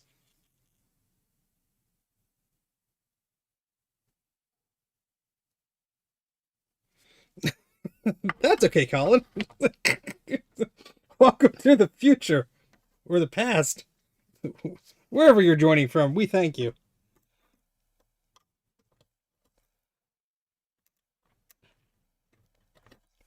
This is fused into the slot here. This one is fused in there. Not that it made any sense to me. Have you listened to our podcast? Oh wait, you're part of it. You know how that works. Let's see if we could show you Oops, that's upside down. Whee! Yeah. Come on. Come on, just focus on the Busy Bee Robot Fun Factory. Why do you focus so far away? I move it this way? It just wants to focus on my fat gut. Thanks, phone. I know. I'm trying to be better. Really? Is that what you're gonna do? There we go. I guess I could tap to focus? I didn't know if that was a thing. Look at that. So if we zoom in here, you could just see all the crud that's just, ugh. The clip is no longer holding the module in. It's the crud that's holding the module in. And it is in there. Because this clip is gone. There's nothing. Just going to try and...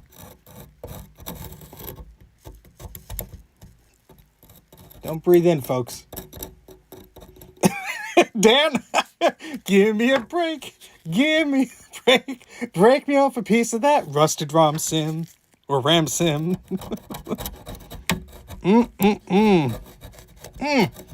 Oh, you could taste the colors. Colin. Oh, there we go. My glove got stuck in it. Oh. Oh my God. That is horrible. Oh, that is delicious. Yummy, yum, yum. Look at this mess. Look at these freaking ROM memory module sims. Look at these sims slots. I can't even talk. Look at these slots. Yeah, these will just buff right out, right? Oh my God.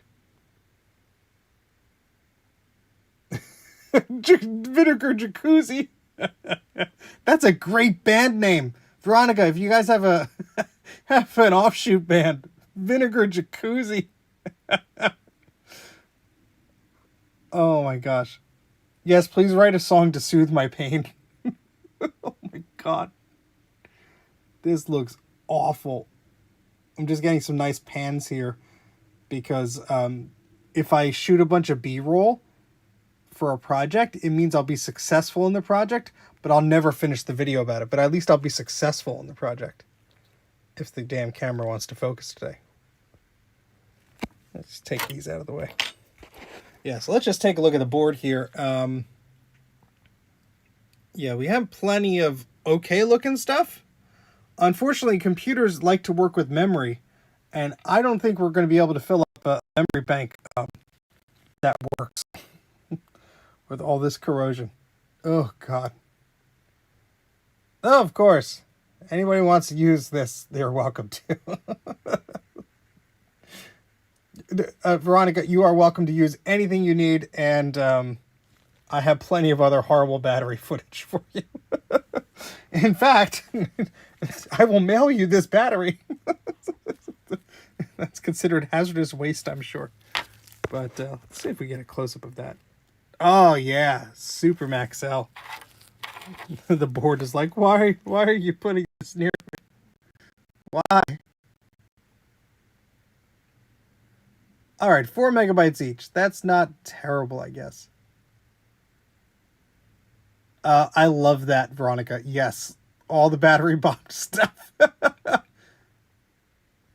Yeah, just, oh. Dude, just do a nice slow pan here.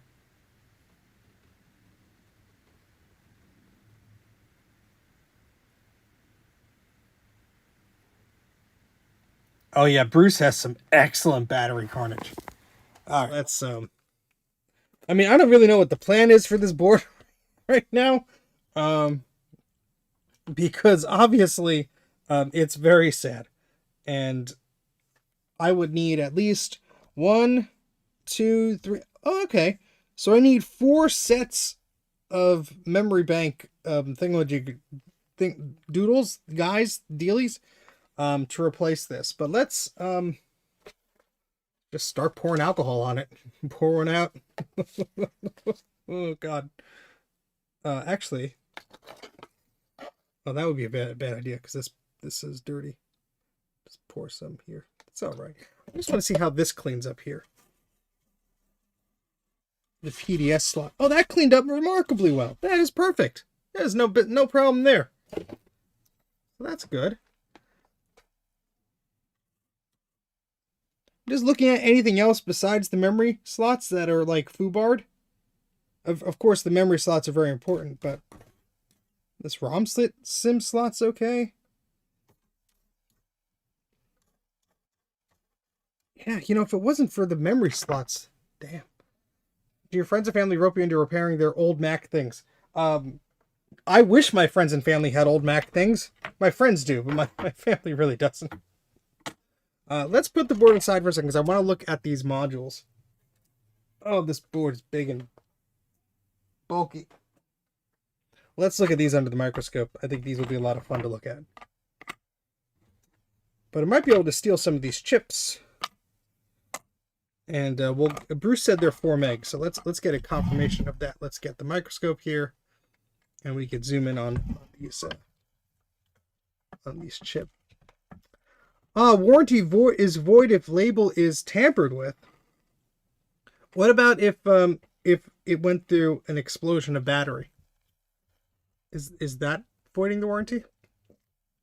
Anyway, there's one of the chip numbers. Oh yeah, I've repaired a TV for my aunt. I did a video about that not long ago that nobody watched. I repair a bunch of things. I repaired my oven. I try and fix things when I can. All right, there we go. Camera, no, come on, camera. Really, you just like be nice and just like stay put for a bit. There we go. Oh boy, what is going on here? Is this like an ice cream scoop of? Oh, look at that. That just came right out.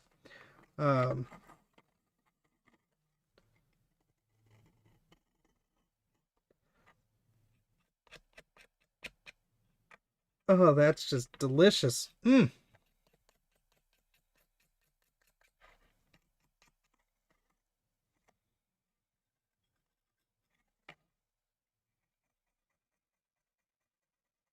Oh, look at that. There's a trace under there. It's not happy, but it's under there.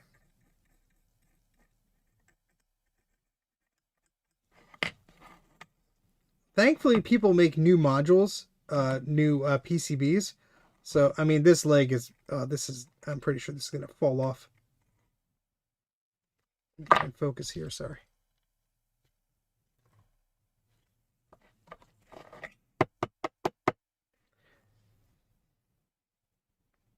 Oh, thank you, Veronica.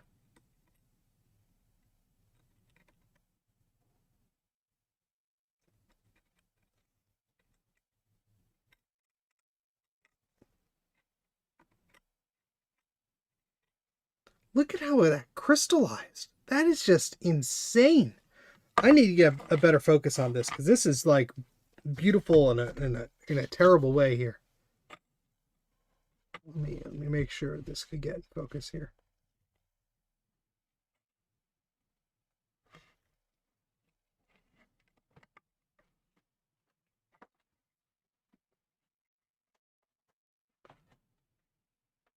Just look at that.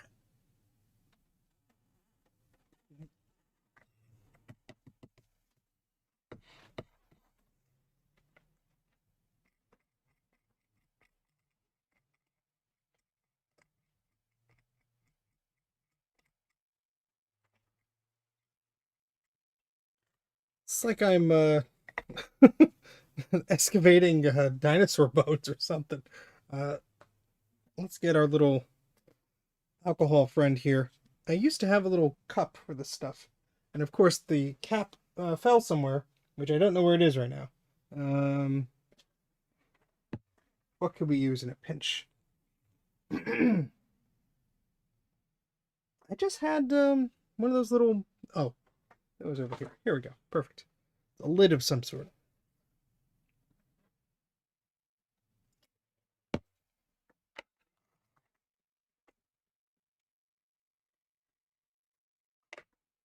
Let's just be very gentle here.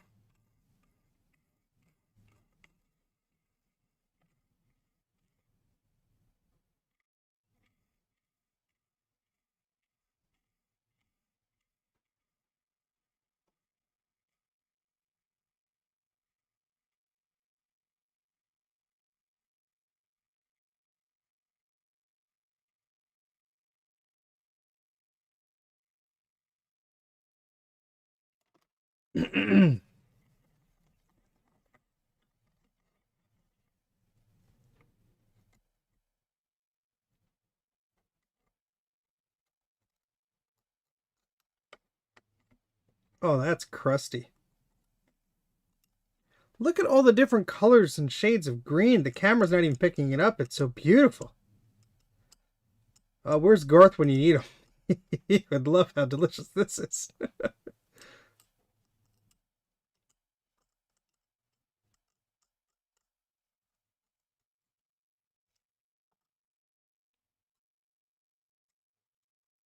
I'm surprised how stable this is. Really, really, I am.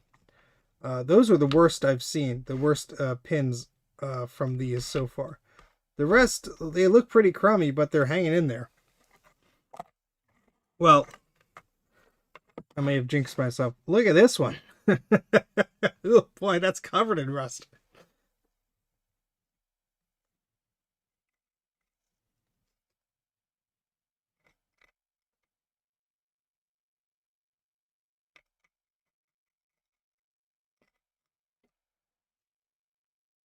Oh, all right. Let's put this flat down. Oh, this is awful. That's really awful. Let's move the camera a bit here. We are looking at very bad battery damaged components here from a Macintosh Quadra 950. This is a memory module here. And we are just trying to see how bad it is. So here's the module. We're looking at it under a microscope.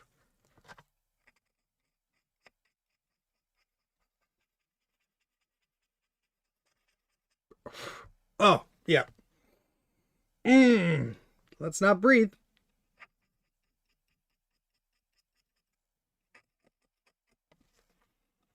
I had a mask around here somewhere. Probably should be wearing that right now.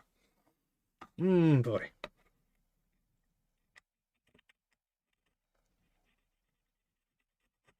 Mm.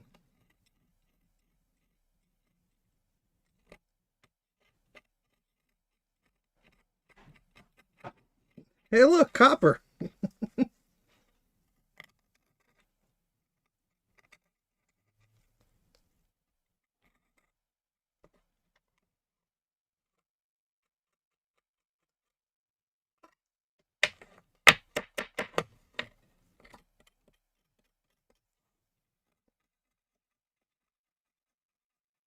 There's still some traces under this. This is nuts.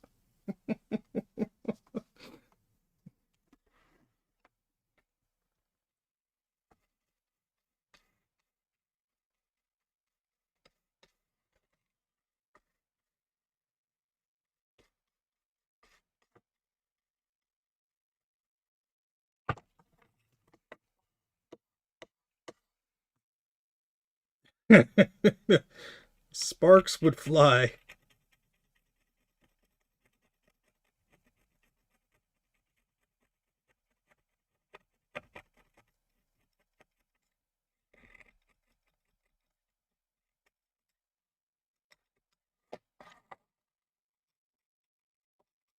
Now some may ask, why would you spend $20 on a machine that is clearly battery bound?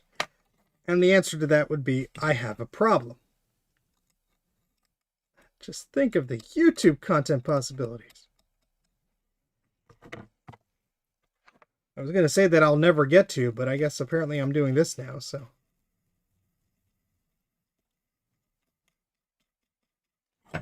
Oh, gosh.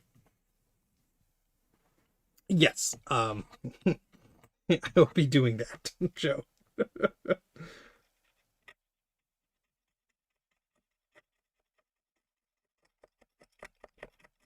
Yeah, some of these traces. are very eaten through.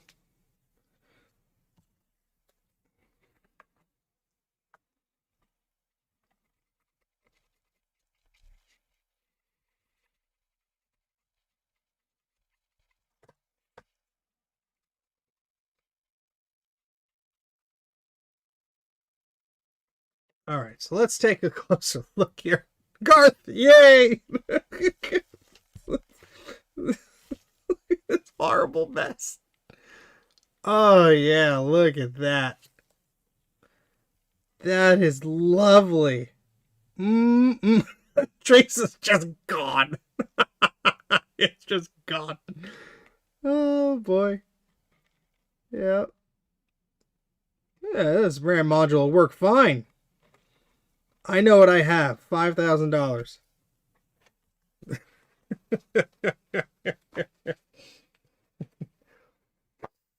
Oh, get this other glove on.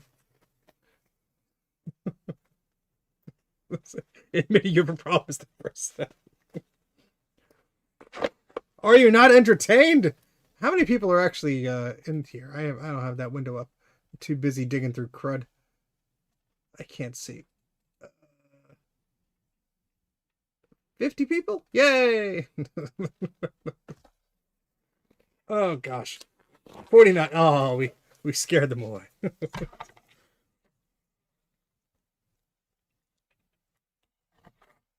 All right. So, I mean, I don't know how that one leg is still there on this chip.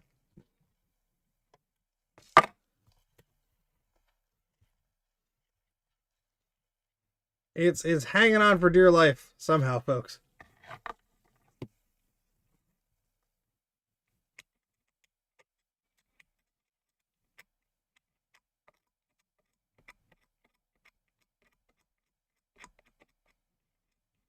There's still a leg under all of that corrosion. That is nuts.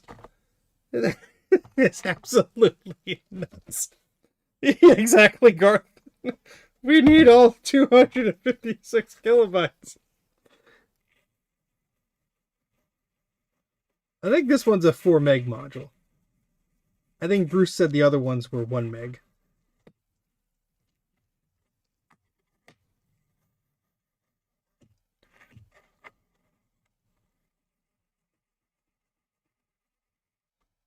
Oh, yeah, look, that's all shiny and that's brand new. Ship it.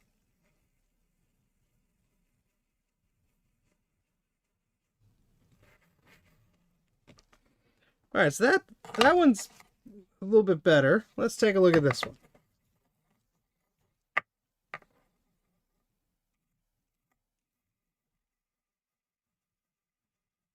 Oh, yeah, we got some more crusties here. Oh, that's beautiful. I know the focus isn't perfect on this. I apologize, but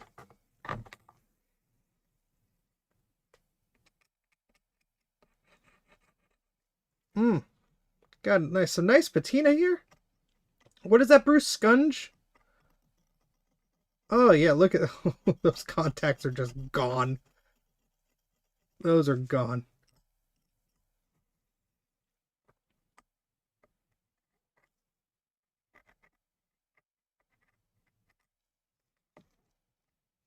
Oh, got some little blue meanies hiding in there too.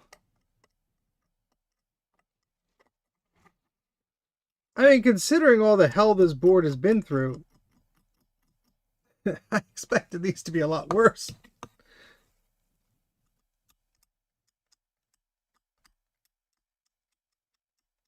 I mean, it is worse, but look how resilient.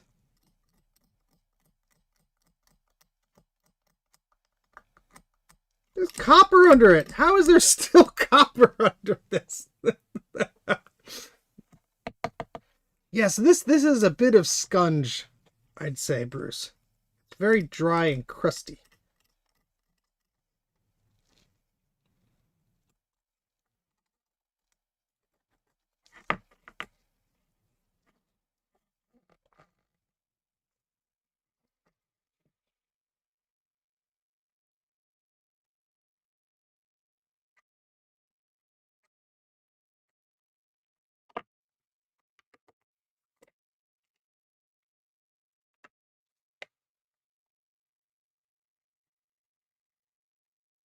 I don't know why I'm being so gentle with this. It's not like these 4 meg modules are gonna be used anytime soon. Yeah, we will bathe the whole board in vinegar at some point. I should have bought more vinegar. I think I'm running a little low on it, to be honest. But I just wanted to see. Look at that. There's still copper under this.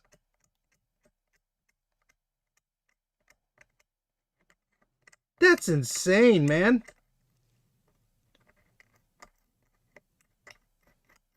That is absolutely insane.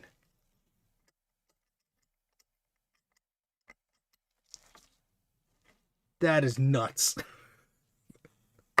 Yes, thank you to Garth. I have one of those little Dremels with some of those little attachments for cleaning up some traces on junk. So that should be actually very useful.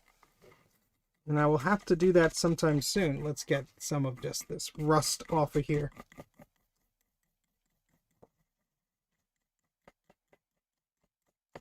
See, Joe's smart. Joe know thing. Joe know the thing. Joe's brain go, oh, I know, and then he says the thing. And that Joe. Joe is friend. Go to jcm-1.com and be Joe friend today.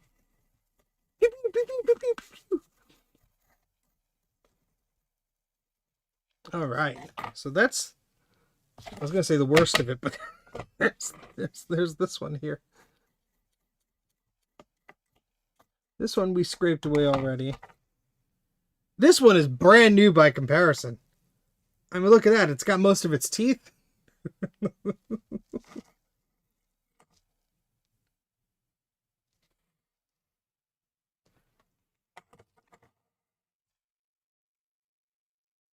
Oh, boy.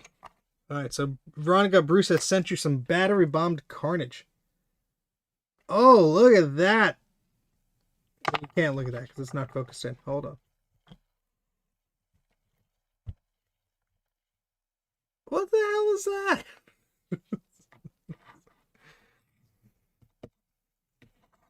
I have some lithium batteries to send you, Joe.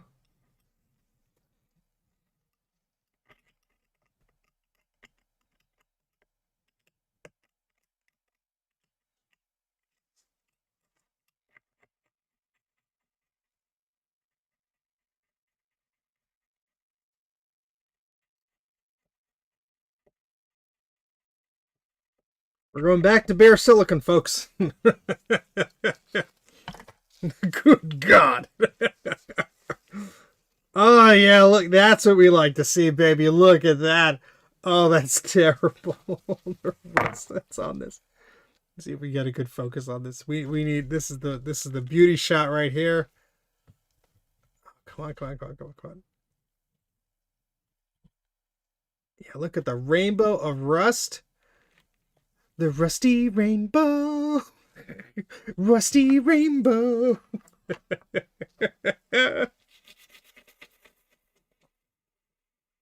Take a look. It's on the battery bomb board. A rusty rainbow. Come on, Dan. I'm looking to you to make up some good lyrics. What are you talking about? This will buff right out. It's fine. It's only missing 2 legs, 3 legs, 4, 5. Go for a 6. No, that one's hanging on for dear life.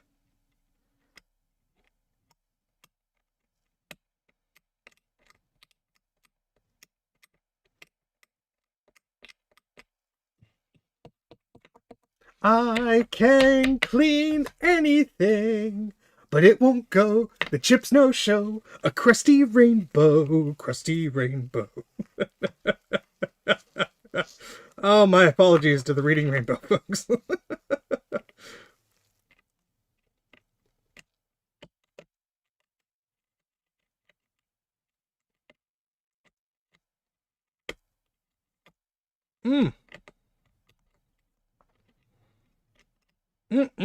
Delicious. I'm going to treat myself to a new piece of plywood after this. All right, that's a goner. I don't know why I'm messing with it. But these were Advantage Memory Corporation modules. And look at that. This one's not bad at all. This one looks okay. All right, so I think we played around with the memory enough. Let's put the memory to the side. We could listen to its cries for agony later.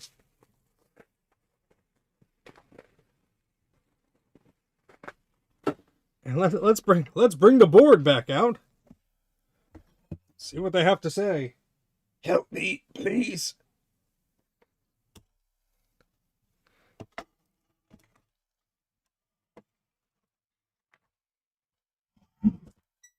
Oh boy. Yeah, the board is too big for the microscope to see. So we're gonna have to put it at the edge of the. Oh my god! That's terrible. Oh, come on. We thought the modules were bad. Look at the slots. It's got some green meanies. Look at all that corrosion.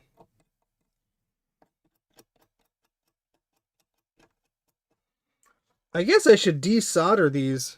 That's not going to be fun, though.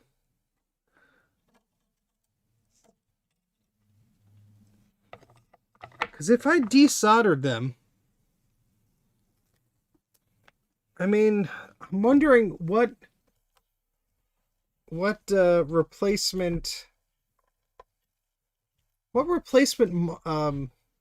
sockets could I get? Don't know. I do have, what's the other board I have? No, that's a 2FX. That's battery bound, but the sockets were good. I wonder if these. No, it's not like the SE, because those are at an angle. Maybe like the SE30. I don't know. They are still available. Bruce, send me some links. Let's spend some money on questionable garbage. I think I'm just gonna desolder these. Let's see how bad they are on the back. Oh my god. Oh no. Oh, all the rust dust went all over my keyboard. Oh no. Oh no. Well, the keyboard tray. Thankfully the keyboard survived. Oh boy. Okay. There. Oh, that's just. Oh, look at that. That's fine. That'll buff right out. That's just fine. Ooh. Ooh.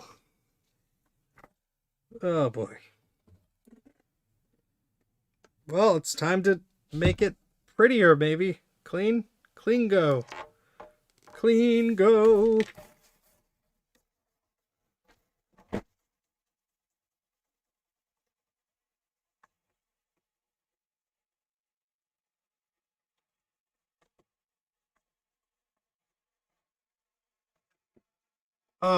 Oh yeah, that anchor just went bye.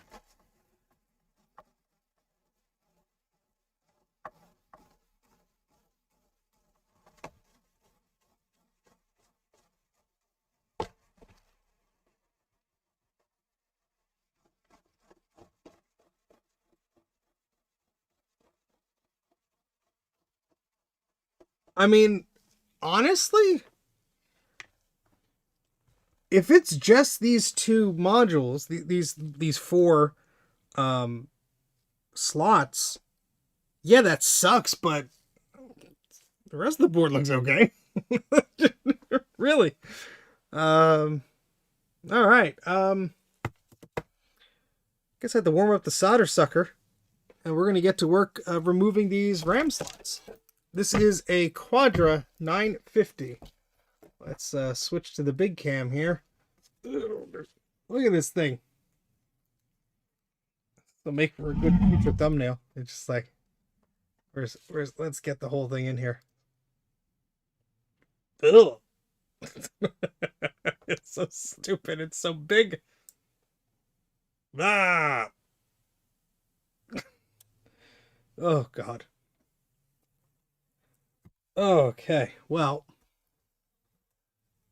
let's see how these ports look like. They're doing okay. Yeah, they look like they're fine. honestly, that's like really, really the only, other than some dust and crap. We got tons of VRAM here. I'm looking elsewhere to see if I'm seeing any faults.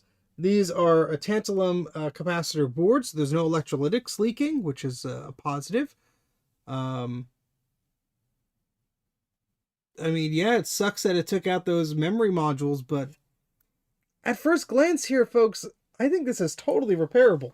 Whether it's worth the time or effort, that's to be decided. But I say let's remove those RAM slots because I don't see any rust on the others. It's just the two, and honestly, let's see. Actually,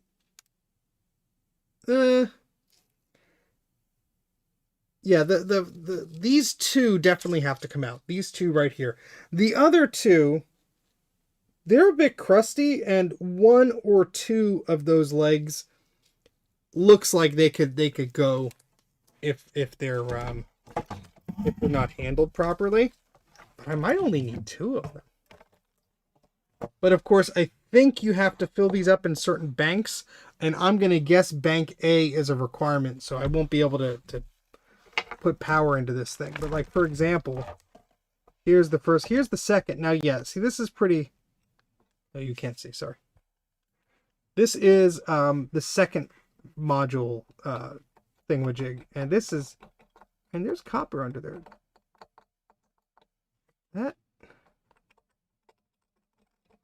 That might be, I don't know. Well, see, if this is cracked, yeah, that might be cracked. I can't tell. No, that might be, I mean, if that's making a connection to the pin, then that's fine. What's problem is this. These are absolutely disgusting. And I mean, they might be okay too, who knows. But I would want to remove them from the board and scrub the heck out of them. But they're pretty nasty. I wouldn't trust these to make good contact. These after cleaning, I think would do okay. But yeah, these would all need to be thoroughly cleaned. But the rest of them look fine. So it's just really the worst ones here. Sorry, the microscope only goes out so far. This is a huge board. Of course, we do have some metal that has broken off in the first one and on the second row here, but oh, that is very crusty. That took the brunt of the battery there. Oh, my fingers. This board's too big. There we go. This right here, this took the brunt of it. This is where the battery went no. And yeah, that's why that metal just went bye-bye.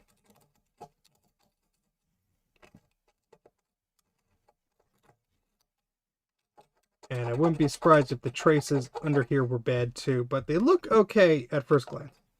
But I guess let's start removing this. I don't know, nothing better to do.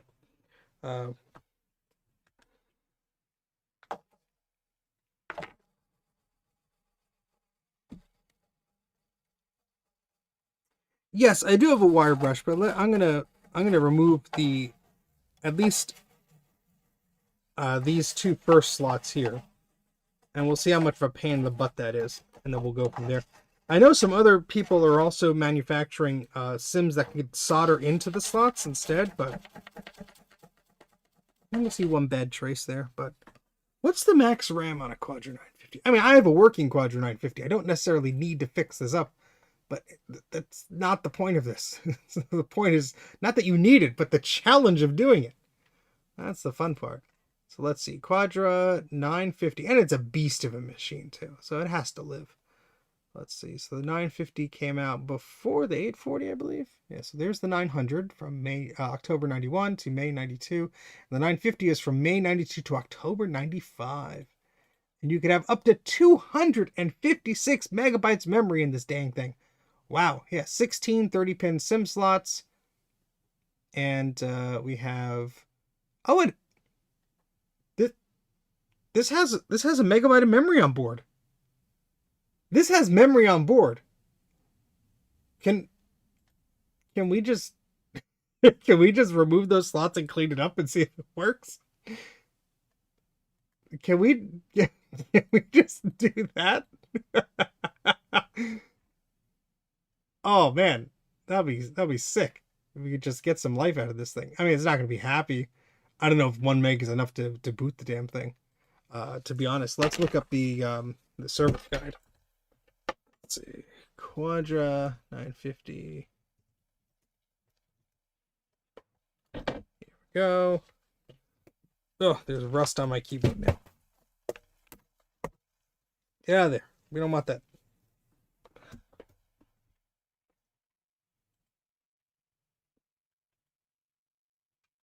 Oh, come on. Yeah, System 701 will not be happy with 1 megabyte. I could tell you that, but let's see. Let's see what it says here. All right, so there's 1 megabyte of ROM. Maybe that's what I was reading. I'm sorry. Yes, I apologize. I'm an idiot. I got too excited. There's 1 megabyte of ROM built in, not RAM. I am dumb. Please ignore me. So the standard memory on a Quadra 900 is 4 megs. The standard memory on a Quadra 950 is 8 megabytes, which is maybe similar to what we had here. Well, if those were 4, we had 1, 2, 3, 4. So that's 16, 17, 18, 19, 20. We had 20 megs of RAM, I think. VRAM configurable up to 2 megs.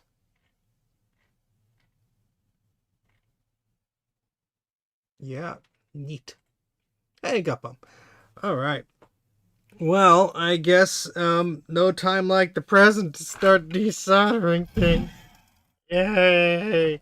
Look how excited I am to be doing this right now.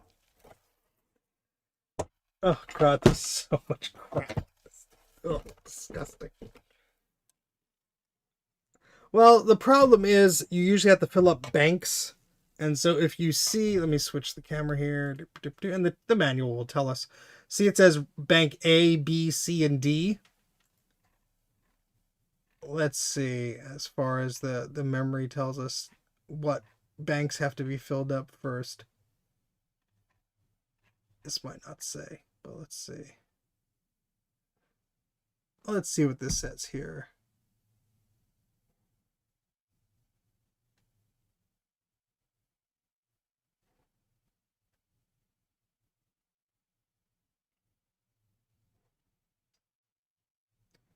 Let's see. There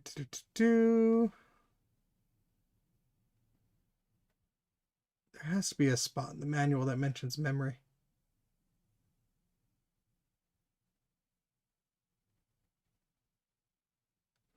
Ooh, there's a tape drive option. No, I'm an idiot, Bruce. And I said I was reading read-only memory, and I'm like, oh, that just means memory, and it's a ROM. I was an idiot. I am an idiot, and I can't read or think properly, apparently. But I'm trying to determine. I'm guessing bank A and B would, or one of them, would have to have something in it for the system to do something. Read only memory. Oh boy.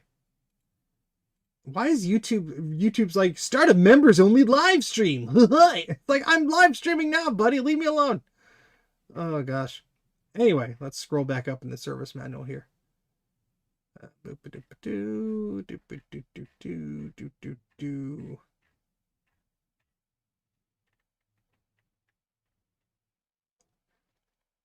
Yes, this is a 33 megahertz processor on here. So not as zippy as an 840AV, but pretty zippy for the day. Yeah, the service manual is not really saying what the memory requirements are for this, but I would assume it's similar to other machines of the era where you had to have modules in a certain position, I guess, in certain banks for it to be happy.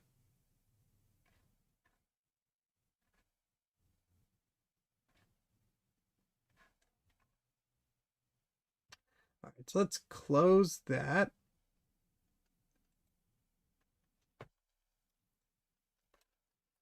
Macintosh vehicle. Yeah, they do have a key, which is pretty cool. All right, so let's put this down here. I guess we're gonna.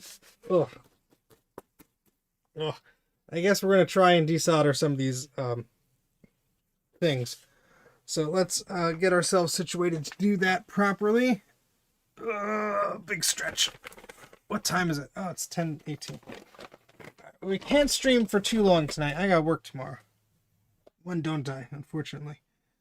Alright, so that soldering iron is off. Let's move you over here. We need our solder sucker slash iron slash whatever you are.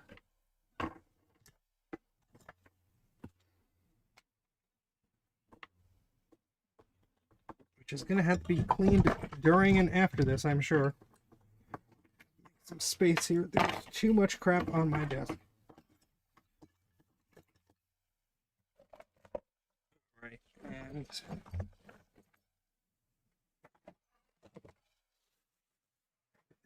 put lasers on those discs. Thank you very much for the super chat, Quantum Infinity. Eep! You couldn't see me. Eep! Thank you very much. Super appreciate it. Super appreciate the super chat. Yes, Steven. Just repeat words. They don't have to make any sense. Thank you very much for the support. Your support helps me buy supplies and stuff to do stupid things like this. All right. There we go.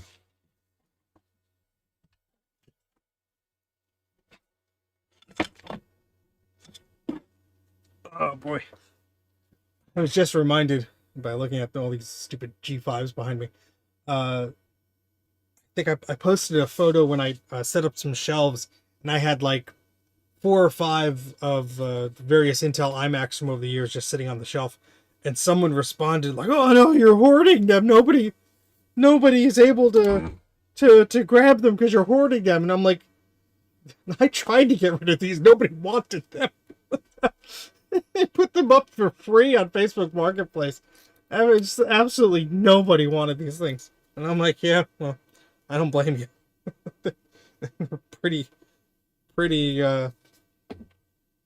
in that weird state. I'm not gonna say useless, but they're in that weird state where they're not old enough to be like collectible or notable at this point, and they're not new enough where they could do modern things. So they're in a weird in-between spot.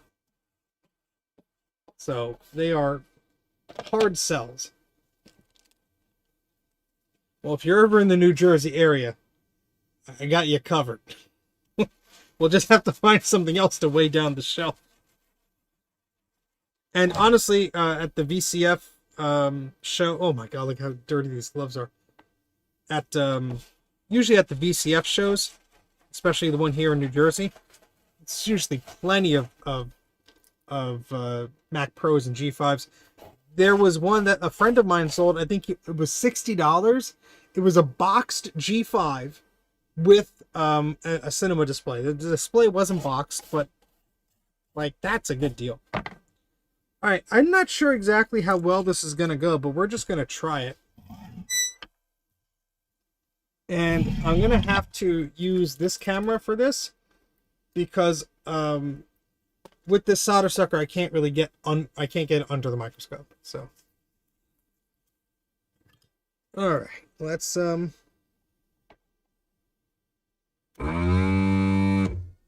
Oh yeah, that's not going anywhere. I'm gonna have to turn on the other solder. Well, I guess I could just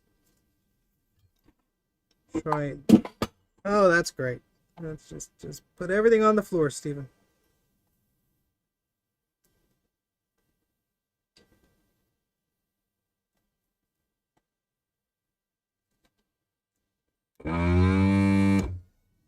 Yeah, this solder is so corroded and dry. I don't think this is going to be easy. No, cup bomb, no. A pillow fort. Ow, that would hurt. Uh, so I'm not sure what the best course of action here, because yeah, this is all dried up. I know you're not supposed to put flux by the Moo gun here, solder sucker, but I might have to put some flux on there and then clean it away. Where the hell did my flux go?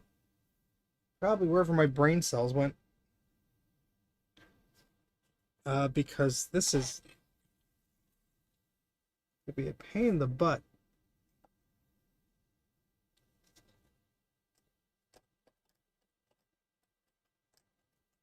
Yeah, because there's too much dirt and grime and crud on this solder, and if that's around the solder, it makes it very difficult to melt. A hammer. Here I was reading that, Bruce, for some, like, expectation of wisdom.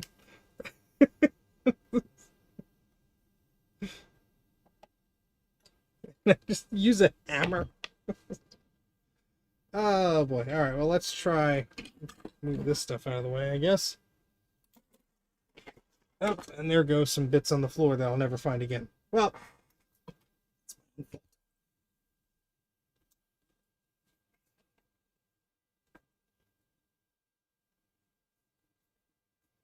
yeah, those X servers are a bit picky. I think they have a 1 terabyte limit for the discs. So anything larger than a terabyte, those drive bays aren't going to recognize them. From what I remember. I could be wrong.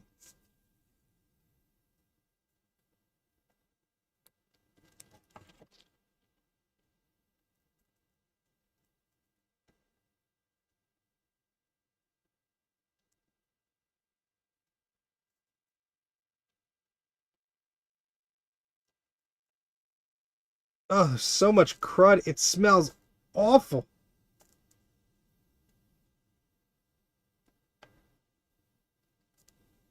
This sucks.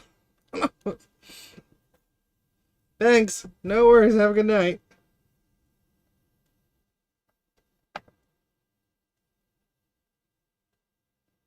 Bruce, make it better. Use your magical powers. I should just snip them all off. Not gonna do that. That'd be funny though.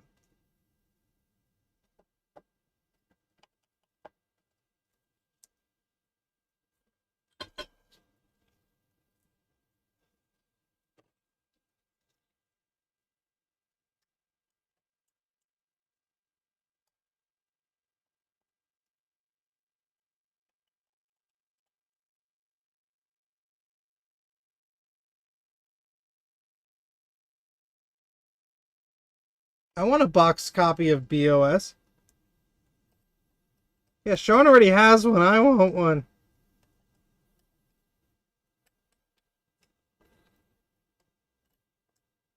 Sean's not here, so I call dibs.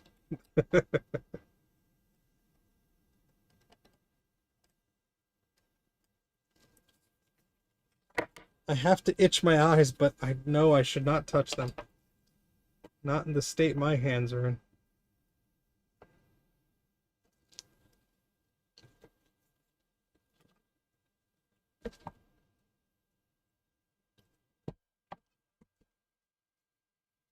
Well, thank you. I'm so glad that all of your friends are saying how horrible and disgusting this is. Because it is. This is why you remove the batteries from your vintage computers, all you socket wench fans.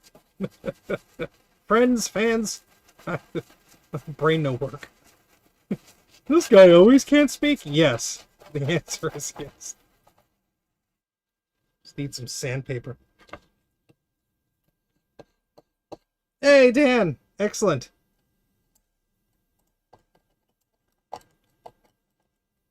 We were singing a song called Rusty Rainbow about all the different shades of rust. And I was looking to you for additional lyrics. It's a rusty rainbow. There's so much corrosion everywhere. The battery barfed, the Sims are shot, rusty rainbow. Ugh. No worries. You're too busy doing actual things. Honey, I'm sorry. I have to sing with this idiot on the internet. Hold, please.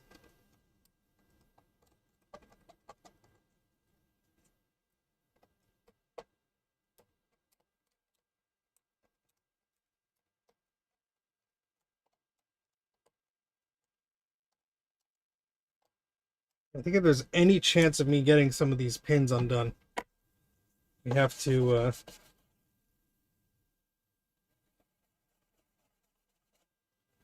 get as much of this gunk off of here as possible. Which is better said than done. Easier said than done. You know what I mean. Eat PC, yes. Oh boy. Oh my knuckles. These hoits. Let's get a better close up of this carnage here. You folks need to see all of the terrible carnage.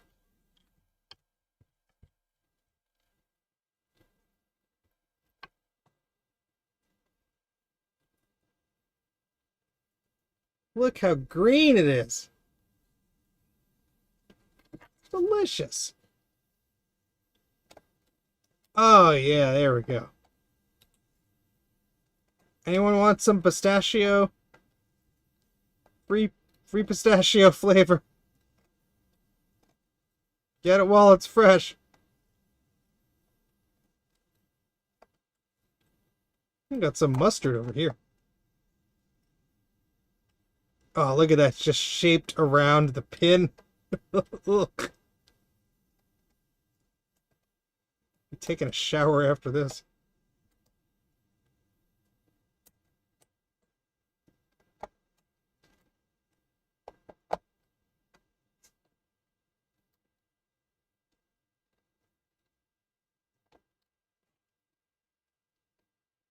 Ugh, this poor Quadra at 950. Delicious poisonous turquoise. Burn it off with the soldering iron. I'm trying.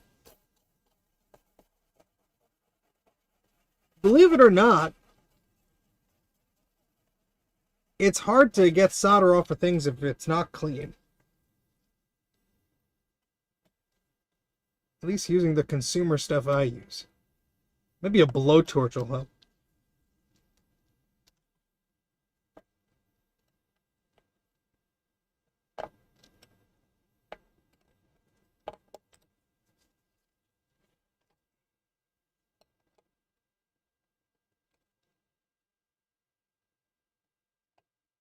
I'm like going blind trying to focus on the crud here.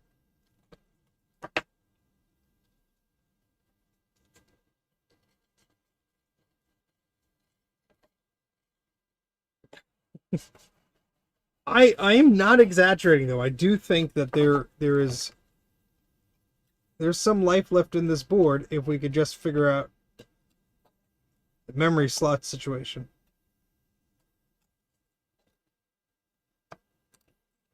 Oh, look at that.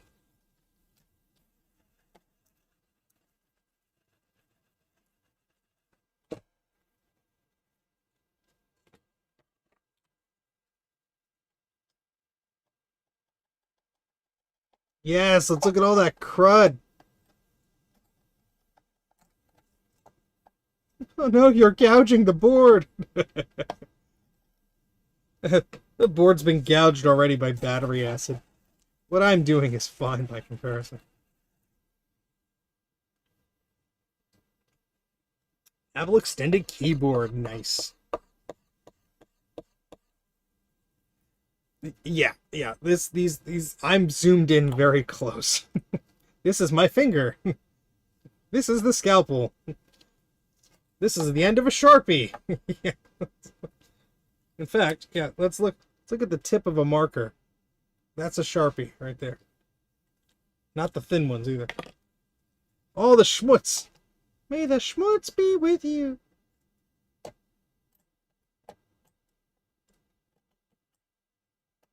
Alright, well, I think these might be clean enough to get some of the solder off. Now, I do have to move away from this camera because the solder sucker gun is too tall, and more stuff fell on the ground. When positioned, but let's try it here.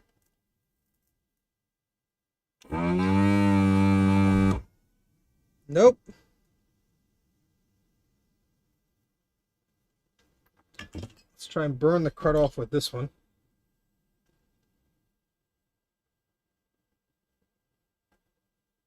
Is that on? Yes, that's on.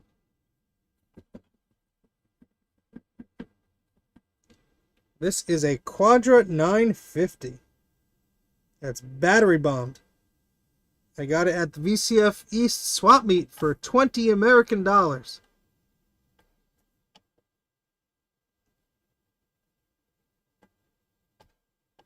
And yes, I'm foolish enough to think I could fix it because honestly, as I was joking around before, this doesn't look too bad besides the memory slots.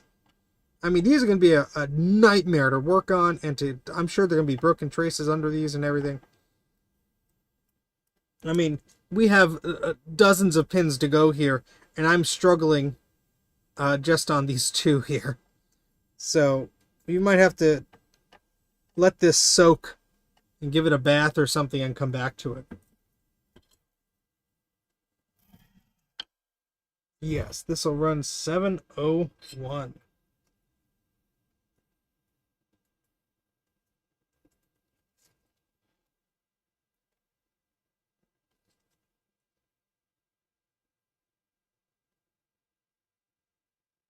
Just tried to let that solder warm up. Just, there's so much crud, I'm sure, that's just built, just built into these joints. And believe it or not, look at that. When I added fresh solder, all this goop comes bubbling up from under it. So as long as we could get these to take some fresh solder, we do sometimes have a good chance of cleaning them up. Now, we don't know what's going on the other side. We could be melting plastic and all sorts of bad stuff, but there we go. I'm less concerned about these pins.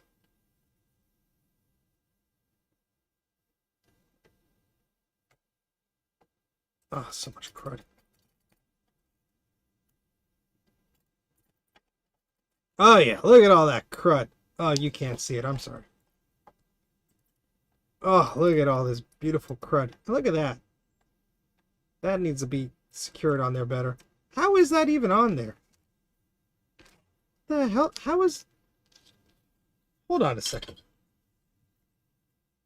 This is the only one that's lopsided. What the fudge? How is that even on there? This is like this little component here.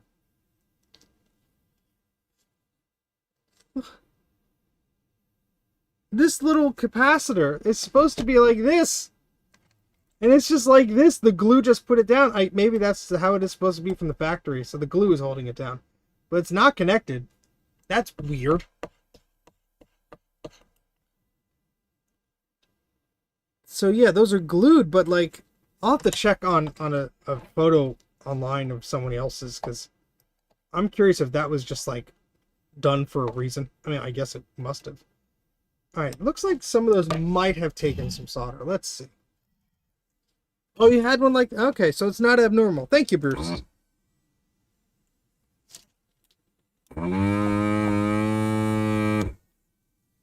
Nope.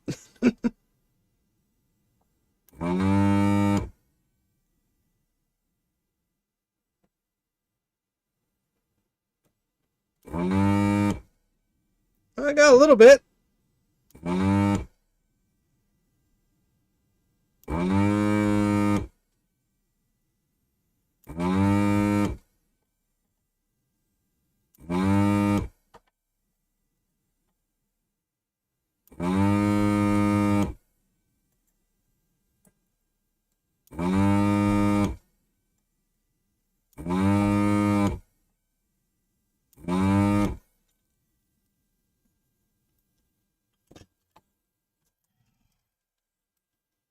Well, we didn't do too bad. It's hard to tell. But that pin and this one, and we got 3 that are free. Where the hell did my tweezers go?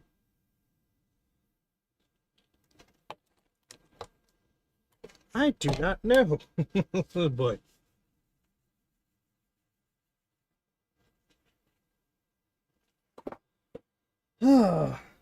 Here, tweezers. Here, tweezers. Where'd you go? Don't hide from me. I need you. I need you to help there.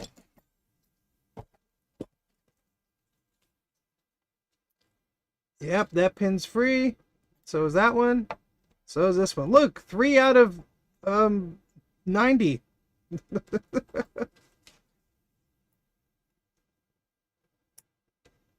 That one. Well, see, you know what? They might be stuck to the top too. But these ones are okay.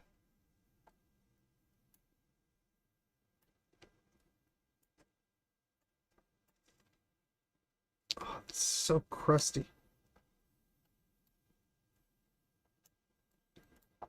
All right. Ow! I almost burned myself.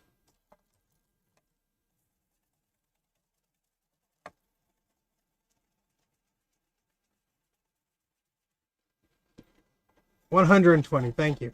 Look, I'm only discoloring the bottom of the board a bit. Bruce knows I can't count. I suck at maths.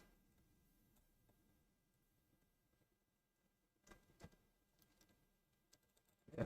I mean, unfortunately, I have to heat this up pretty damn well to get the solder out of there. I guess I could use a heat gun, but I don't think that would help. I mean, that might help to loosen up some of this crud. I don't know. What do you folks think?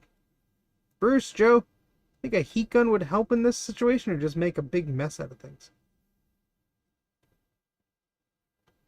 So blow all this crud around. I think the first step is to get all the crud out of here.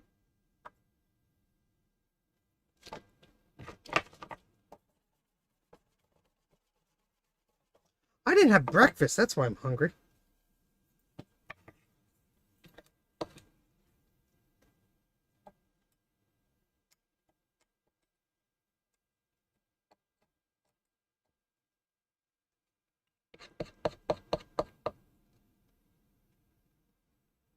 Yeah, I guess so, Bruce.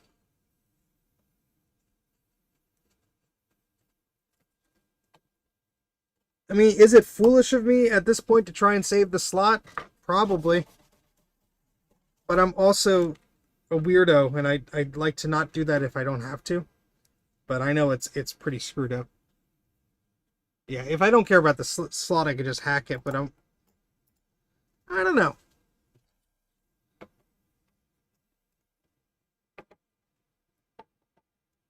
Just lifting these pins up. Let's try and get one of these out of here and see how that goes.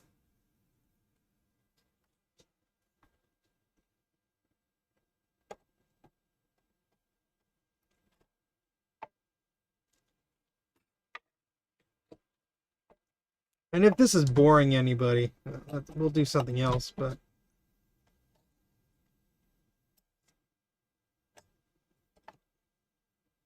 Actually, no, we won't. I don't have anything else I can do at the moment. That's within arm's reach. Sorry. Well, that one's actually loose too, kind of.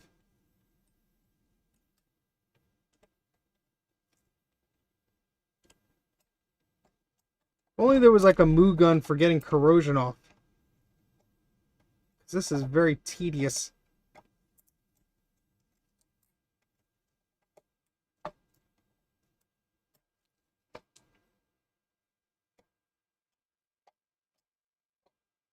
Oh yeah, look at all that crust. Oh boy, look at that.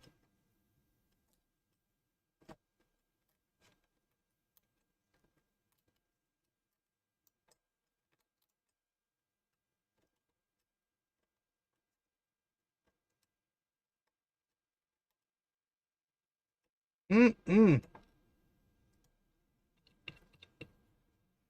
Rotating wire brush. Yeah, I don't think. No, this is just the little attachment I have is is a this little brush. That's not gonna do much.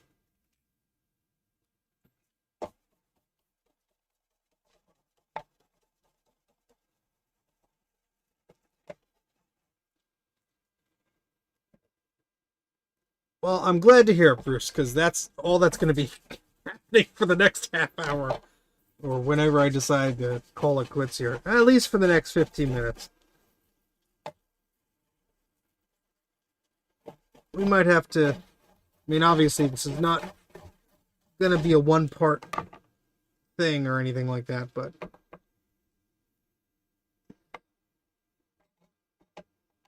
My goodness. Now, I kind of knew what I was getting into when I saw it because it was towards the. Well, I don't think it was like the end of the day, but it was towards the middle of the swap meet, and usually all the best stuff has been taken already. So if there was a Quadra 950 for $20 and everyone else passed over it, there's a reason why it was still there. I'm just straightening out some of the pins here.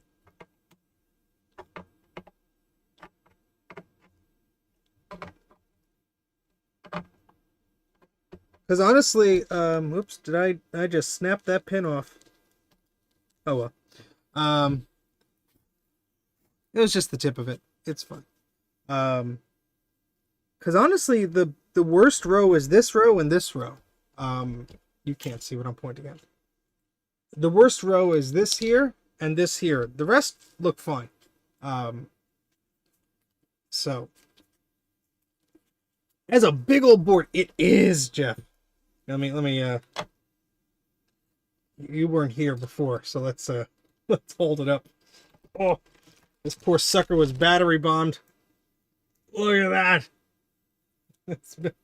Hi. That's a YouTube thumbnail for you. It's a huge old board. And unfortunately, look at the battery damage on this sucker. All that rust. The battery was right here, and it went this way and took out all those memory slots. Now these are doubled up, so hopefully I only have to remove these 4. And these 2 might be salvageable. These 2, not so sure. But, ugh. Yeah. It's gonna be fun. I'm sure people watch this and go, ugh. And then they don't watch anymore. So I think the problem solves itself. But yeah, this is a Quadra 950 board for anybody who's joining in. We finished most of the soldering on our LaserDisc Domesday Daily. I just have to resolder that RF connector a little bit stronger, but yeah. Yeah, Jeff could rewind and see all the carnage. Oh, speaking of carnage, the side of this has so much dust on it. I mean, other than the dead bugs and the dust elsewhere, the board doesn't seem to be in terrible shape. Of course, all the important parts, like the memory modules, will need a lot of love and care. Ugh. So let's go back to the grind here.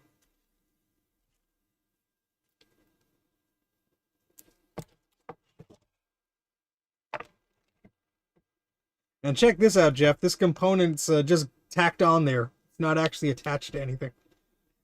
Not electrically.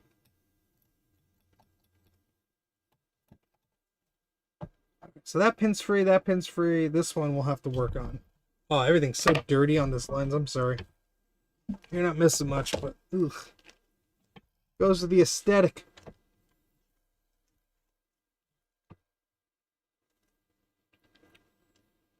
Yeah, I'm I'm sort of shocked that I mean, when I saw this at the show, at VCF East swap meet in late October. There was a reason why nobody had picked it up earlier. And I knew I would have my work cut out for me, but also the last time I got the opportunity to purchase a Quadra 950, I paid an obscene amount of money for it. And this was $20. Yes, it's missing the door. And yes, it's battery bomb, but it has the key. Too bad it didn't have a CD-ROM bezel. I would have paid double for that. But all right, so let's try, and that one's pretty loose. Just try and get some of the crud off of these. We'll get some solder to stick to some of them. And then we'll try and use the desoldering gun here to get some of that off.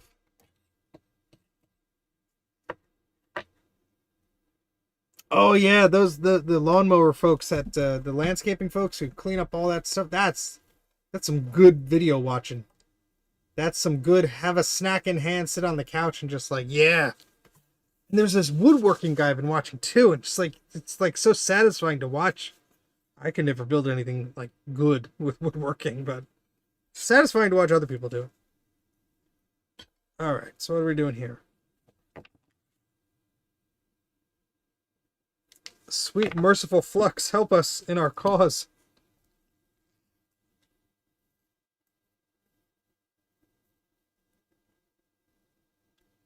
It would help if I put flux in the spot that I thought I put it.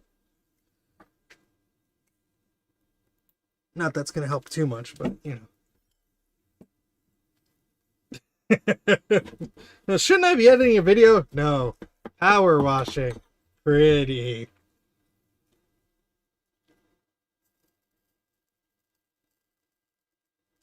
Oh, look at that sizzle.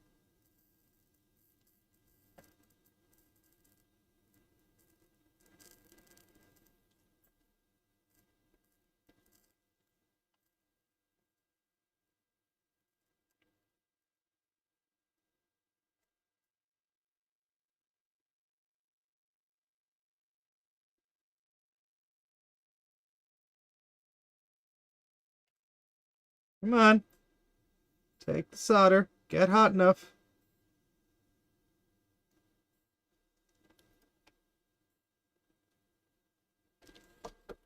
Just going to end up burning into the board like we already are, but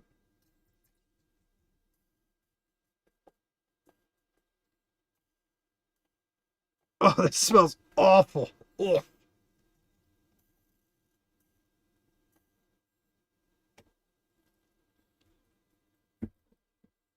This is rough.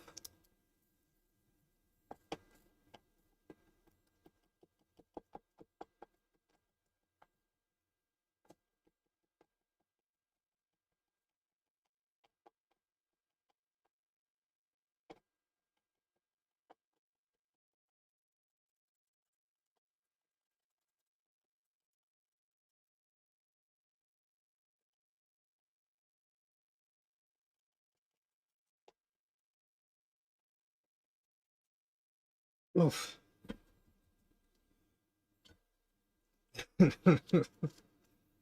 Oh, yeah, it would help if the fume extractor was pointing in the right direction. I'm an idiot.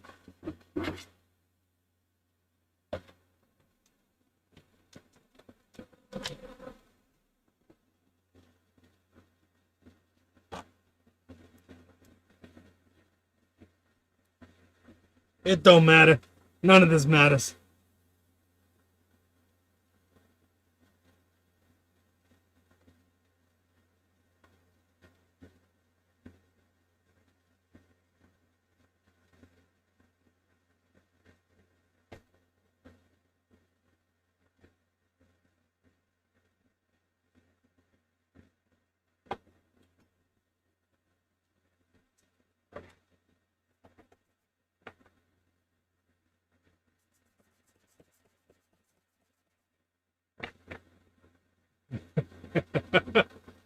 Yes, it's a conformal coating.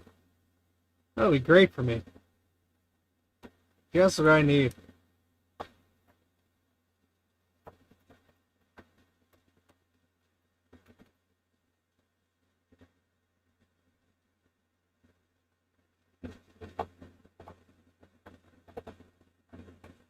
Let's get all that out of here.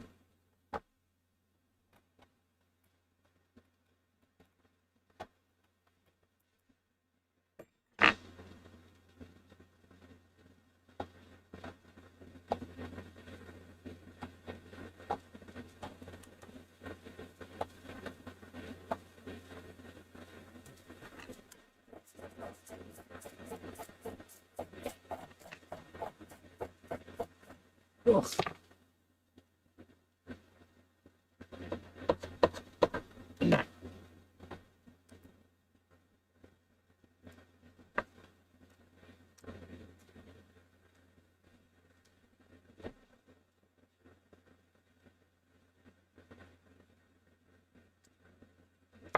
Let's try this one again.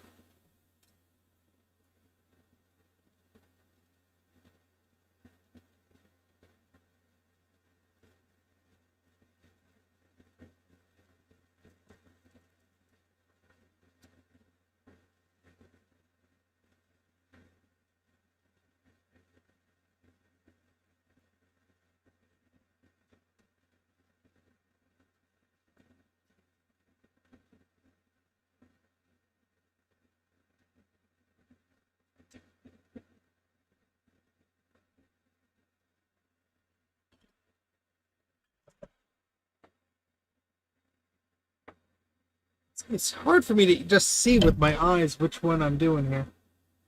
1, 2, 3, 4.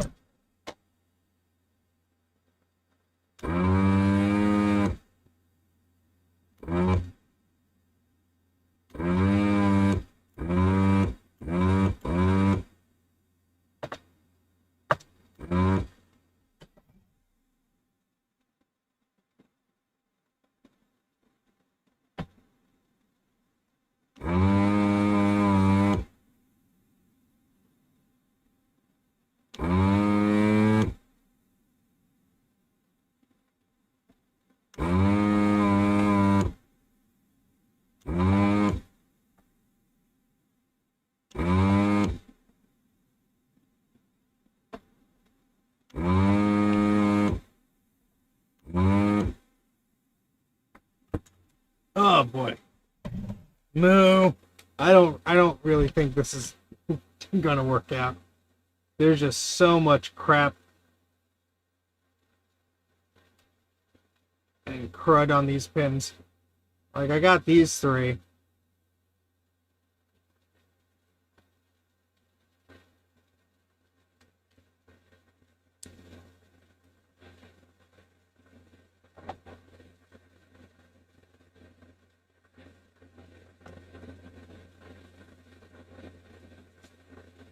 Yeah, I think what I'm going to probably do... Oh, I'm sorry, Gutbomb. Tell Penny I said I'm sorry. I think what I'm going to do is maybe come back to this after I let it soak in some alcohol or vinegar or something, something... I don't think alcohol's going to do it, but I need to loosen up some of this crud. There is just way too much of it here.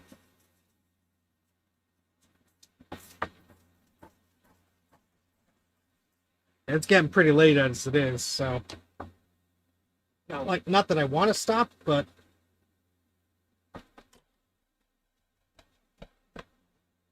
it's gonna be a lot more work on this thing.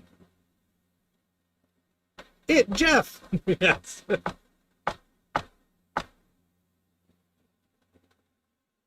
Sorry, I'll turn the fume extractor off.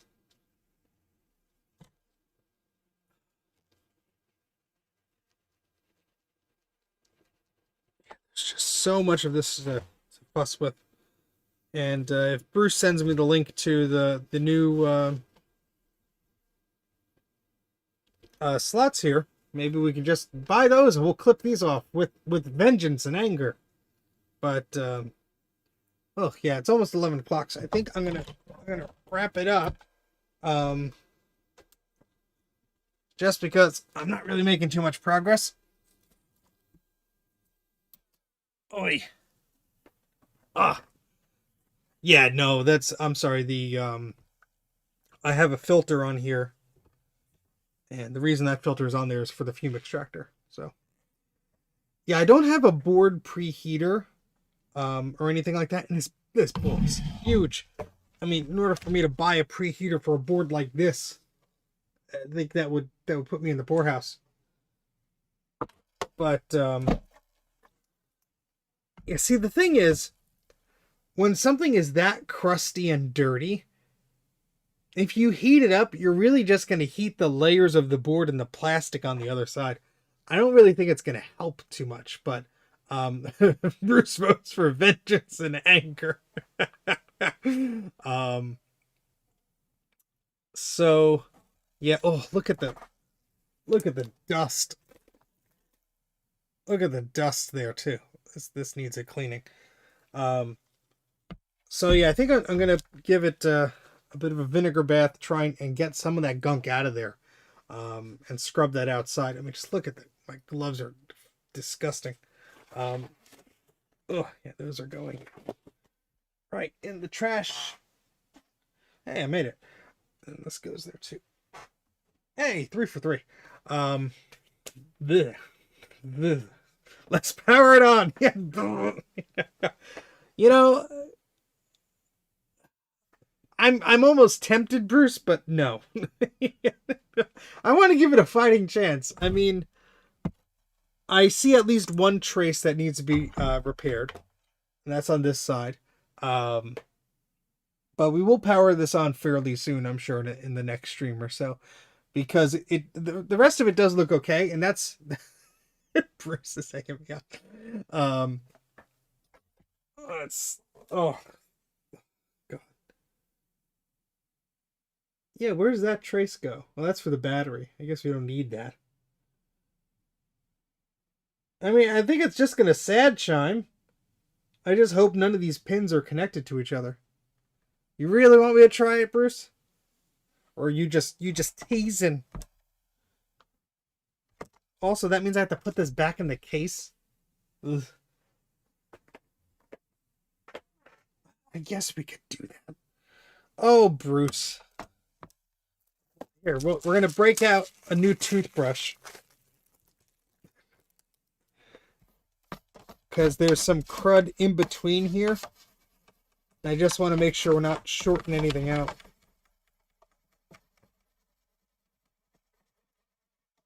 But unfortunately, I don't have a... Actually, I don't have to put it back in the case. I have the big-ass power supply here. Which I hope works. Ugh. I hate power supplies. I hate them. I hate them. Ugh.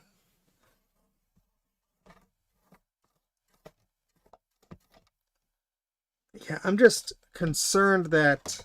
Of course, I took my gloves off.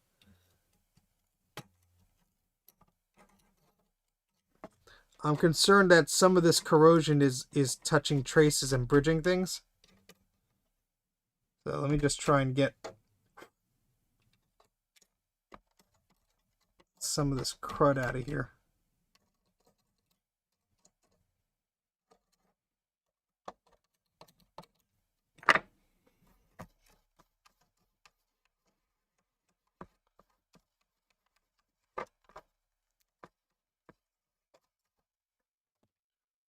Pouring out.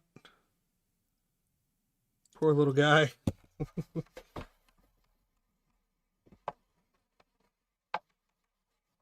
This is doing hardly anything. I mean, it's getting some of it, but... Oh, there's so much. Sorry, you can't see any of this. This is all Bruce's fault.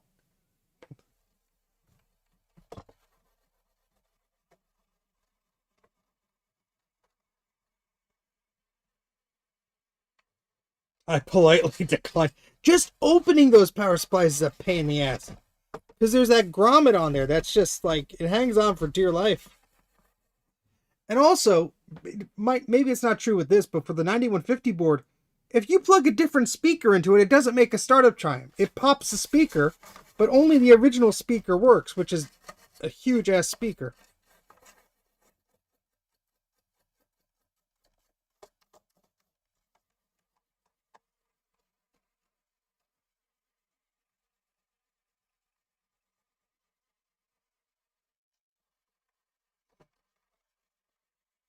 Oh, there's so much dust. Oh.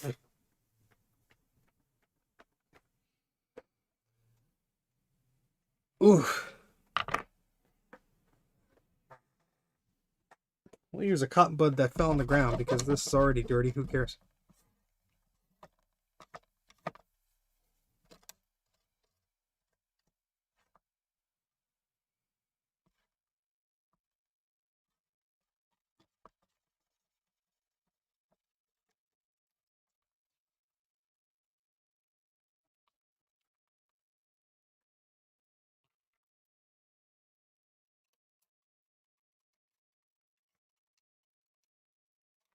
There's a little jumper on the audio connector. That's interesting.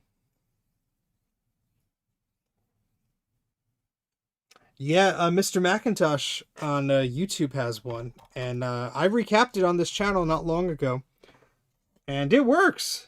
And I brought it to VCF Midwest, and that was the first time I actually was able to test it with the speaker and everything, because I had a good feel. I mean, I knew it worked, but the problem was the original cooler for it is like this old piezo electric thingamajig, and that was sad, and the voltage regulators were sad. So I did a lot of work on getting that. Let me just take these VRAM modules out.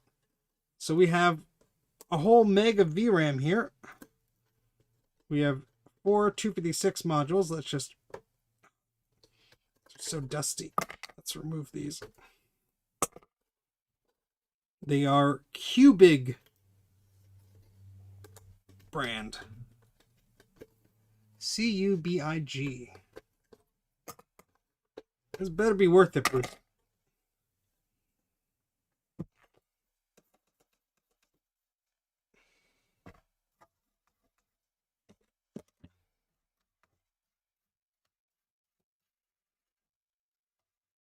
But I guess you're right, Bruce. If we hear a sad Mac chime, we know we are in good shape, because that's what we would expect with no memory installed. And if it starts up, we know it's a very cursed machine.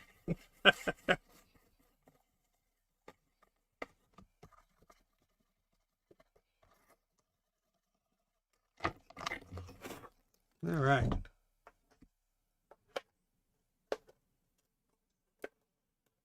One of those ones where you got to install them in a certain way.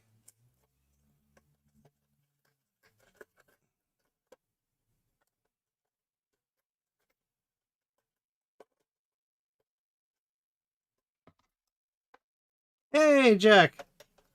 So we are working on a very battery bombed Quadra 950.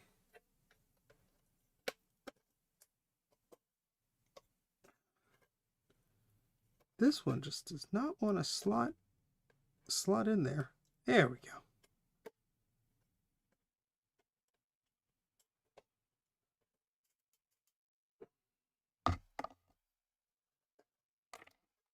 Oh, so unfortunately, Jack, you got some rust here.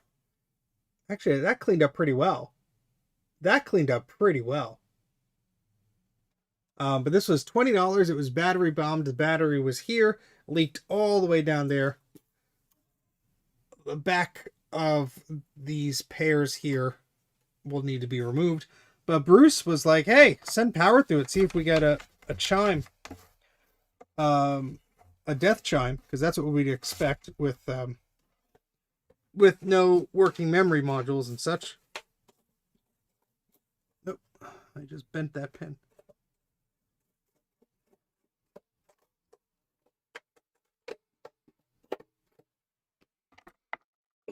Oof. Well, at the beginning of the stream, Bruce, I mentioned I have another 950 board that works intermittently. And I bought that, I forget how much I paid for it. It wasn't cheap. But that was before I had a 950, and I'm like, well, this might be the closest I ever get to one of those machines.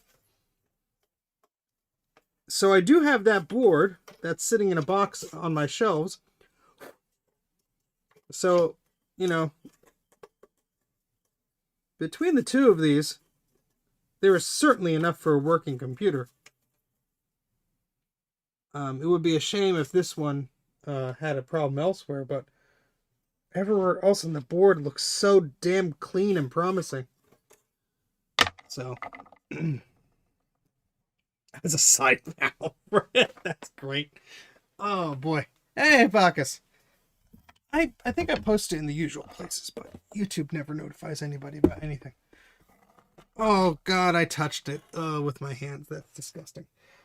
Alright, so what I'm going to do here...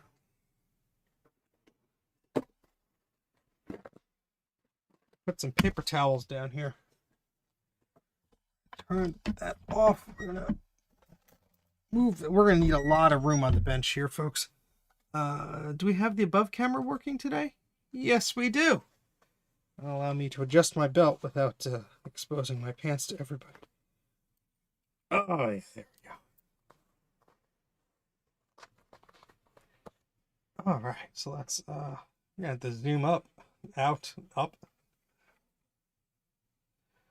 All right, yeah. So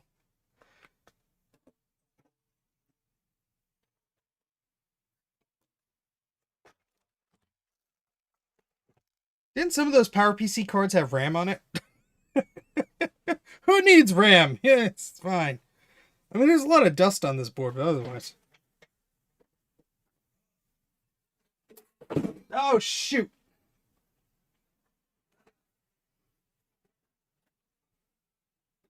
Remember, Bruce, when you said it has handles? You said the power supply has handles. Well, I went to grab one of those handles and it snapped. So, no more handle. At least not that one. Oh, this is a beefy power supply. That's a lot of dust in there. What is that? Spiders? Dead spiders? Very dead spiders? I'm going to take this fan off just so I could get a better look at what's inside of this thing. Where'd that screwdriver go?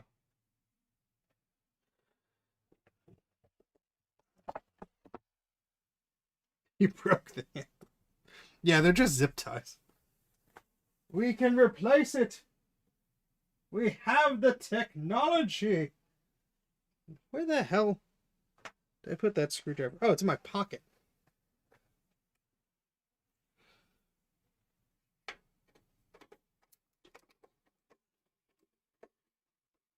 As the chair twirls round and round. Oh, that's crunchy. I just want to get a peek inside of this power supply before I turn it on. I always like to do that.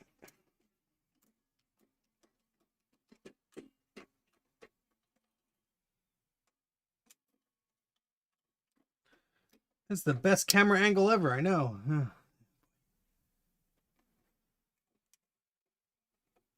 Is that a screwdriver in your pocket, or are you just stupid? Yes. That's a long screw.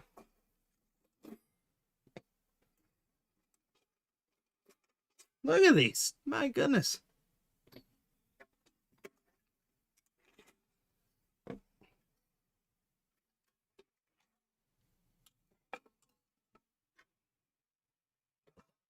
Well, that's a dusty power supply, if I ever saw one. Let's get some light in there. Oof.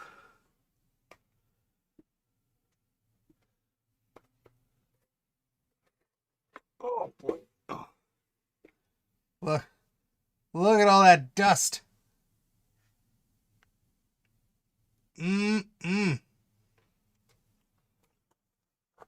Looks good to me. Bruce, how many wines did you have already? It's impairing your judgment.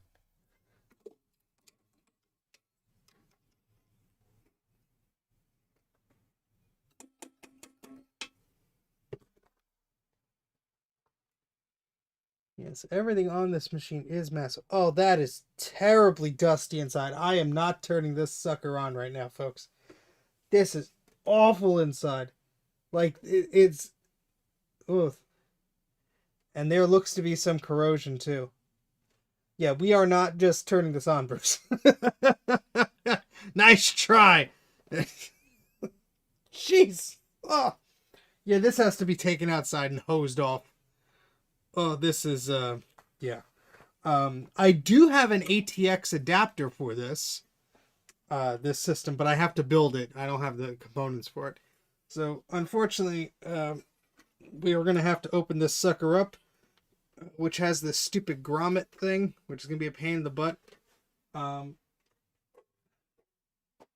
So we are not going to be able to test it today, Bruce. I am so sorry. I know how excited you were for that, to watch me go through the torture of doing that.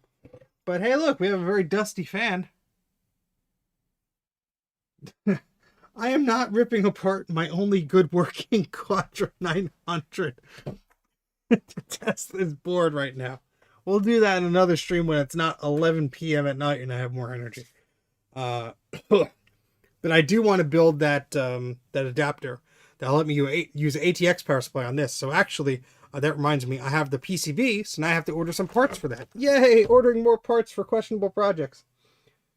But that'll be cool, because that'll allow me to test this board, because I have a feeling we're going to have to do a lot of testing, and I'd rather do it with a known good power supply than that chonker. Ugh. But anyway, I think that's going to do it for whatever the hell this was today. At least we were successful, maybe with the LaserDisc thingamajig. I have to still test that, and now we have this on our hands. So, yay! Come on, focus, you stupid camera.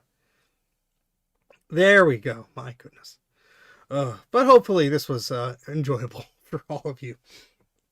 I'd like to thank everybody for the super chats and the likes and all this stuff. And keeping this video going. I don't even know how many people were still watching. 33. Yeah, that's a good time to maybe go. But thank you very much for tuning in, everybody. Again, I have the link here pinned in the chat, and it's in the video description.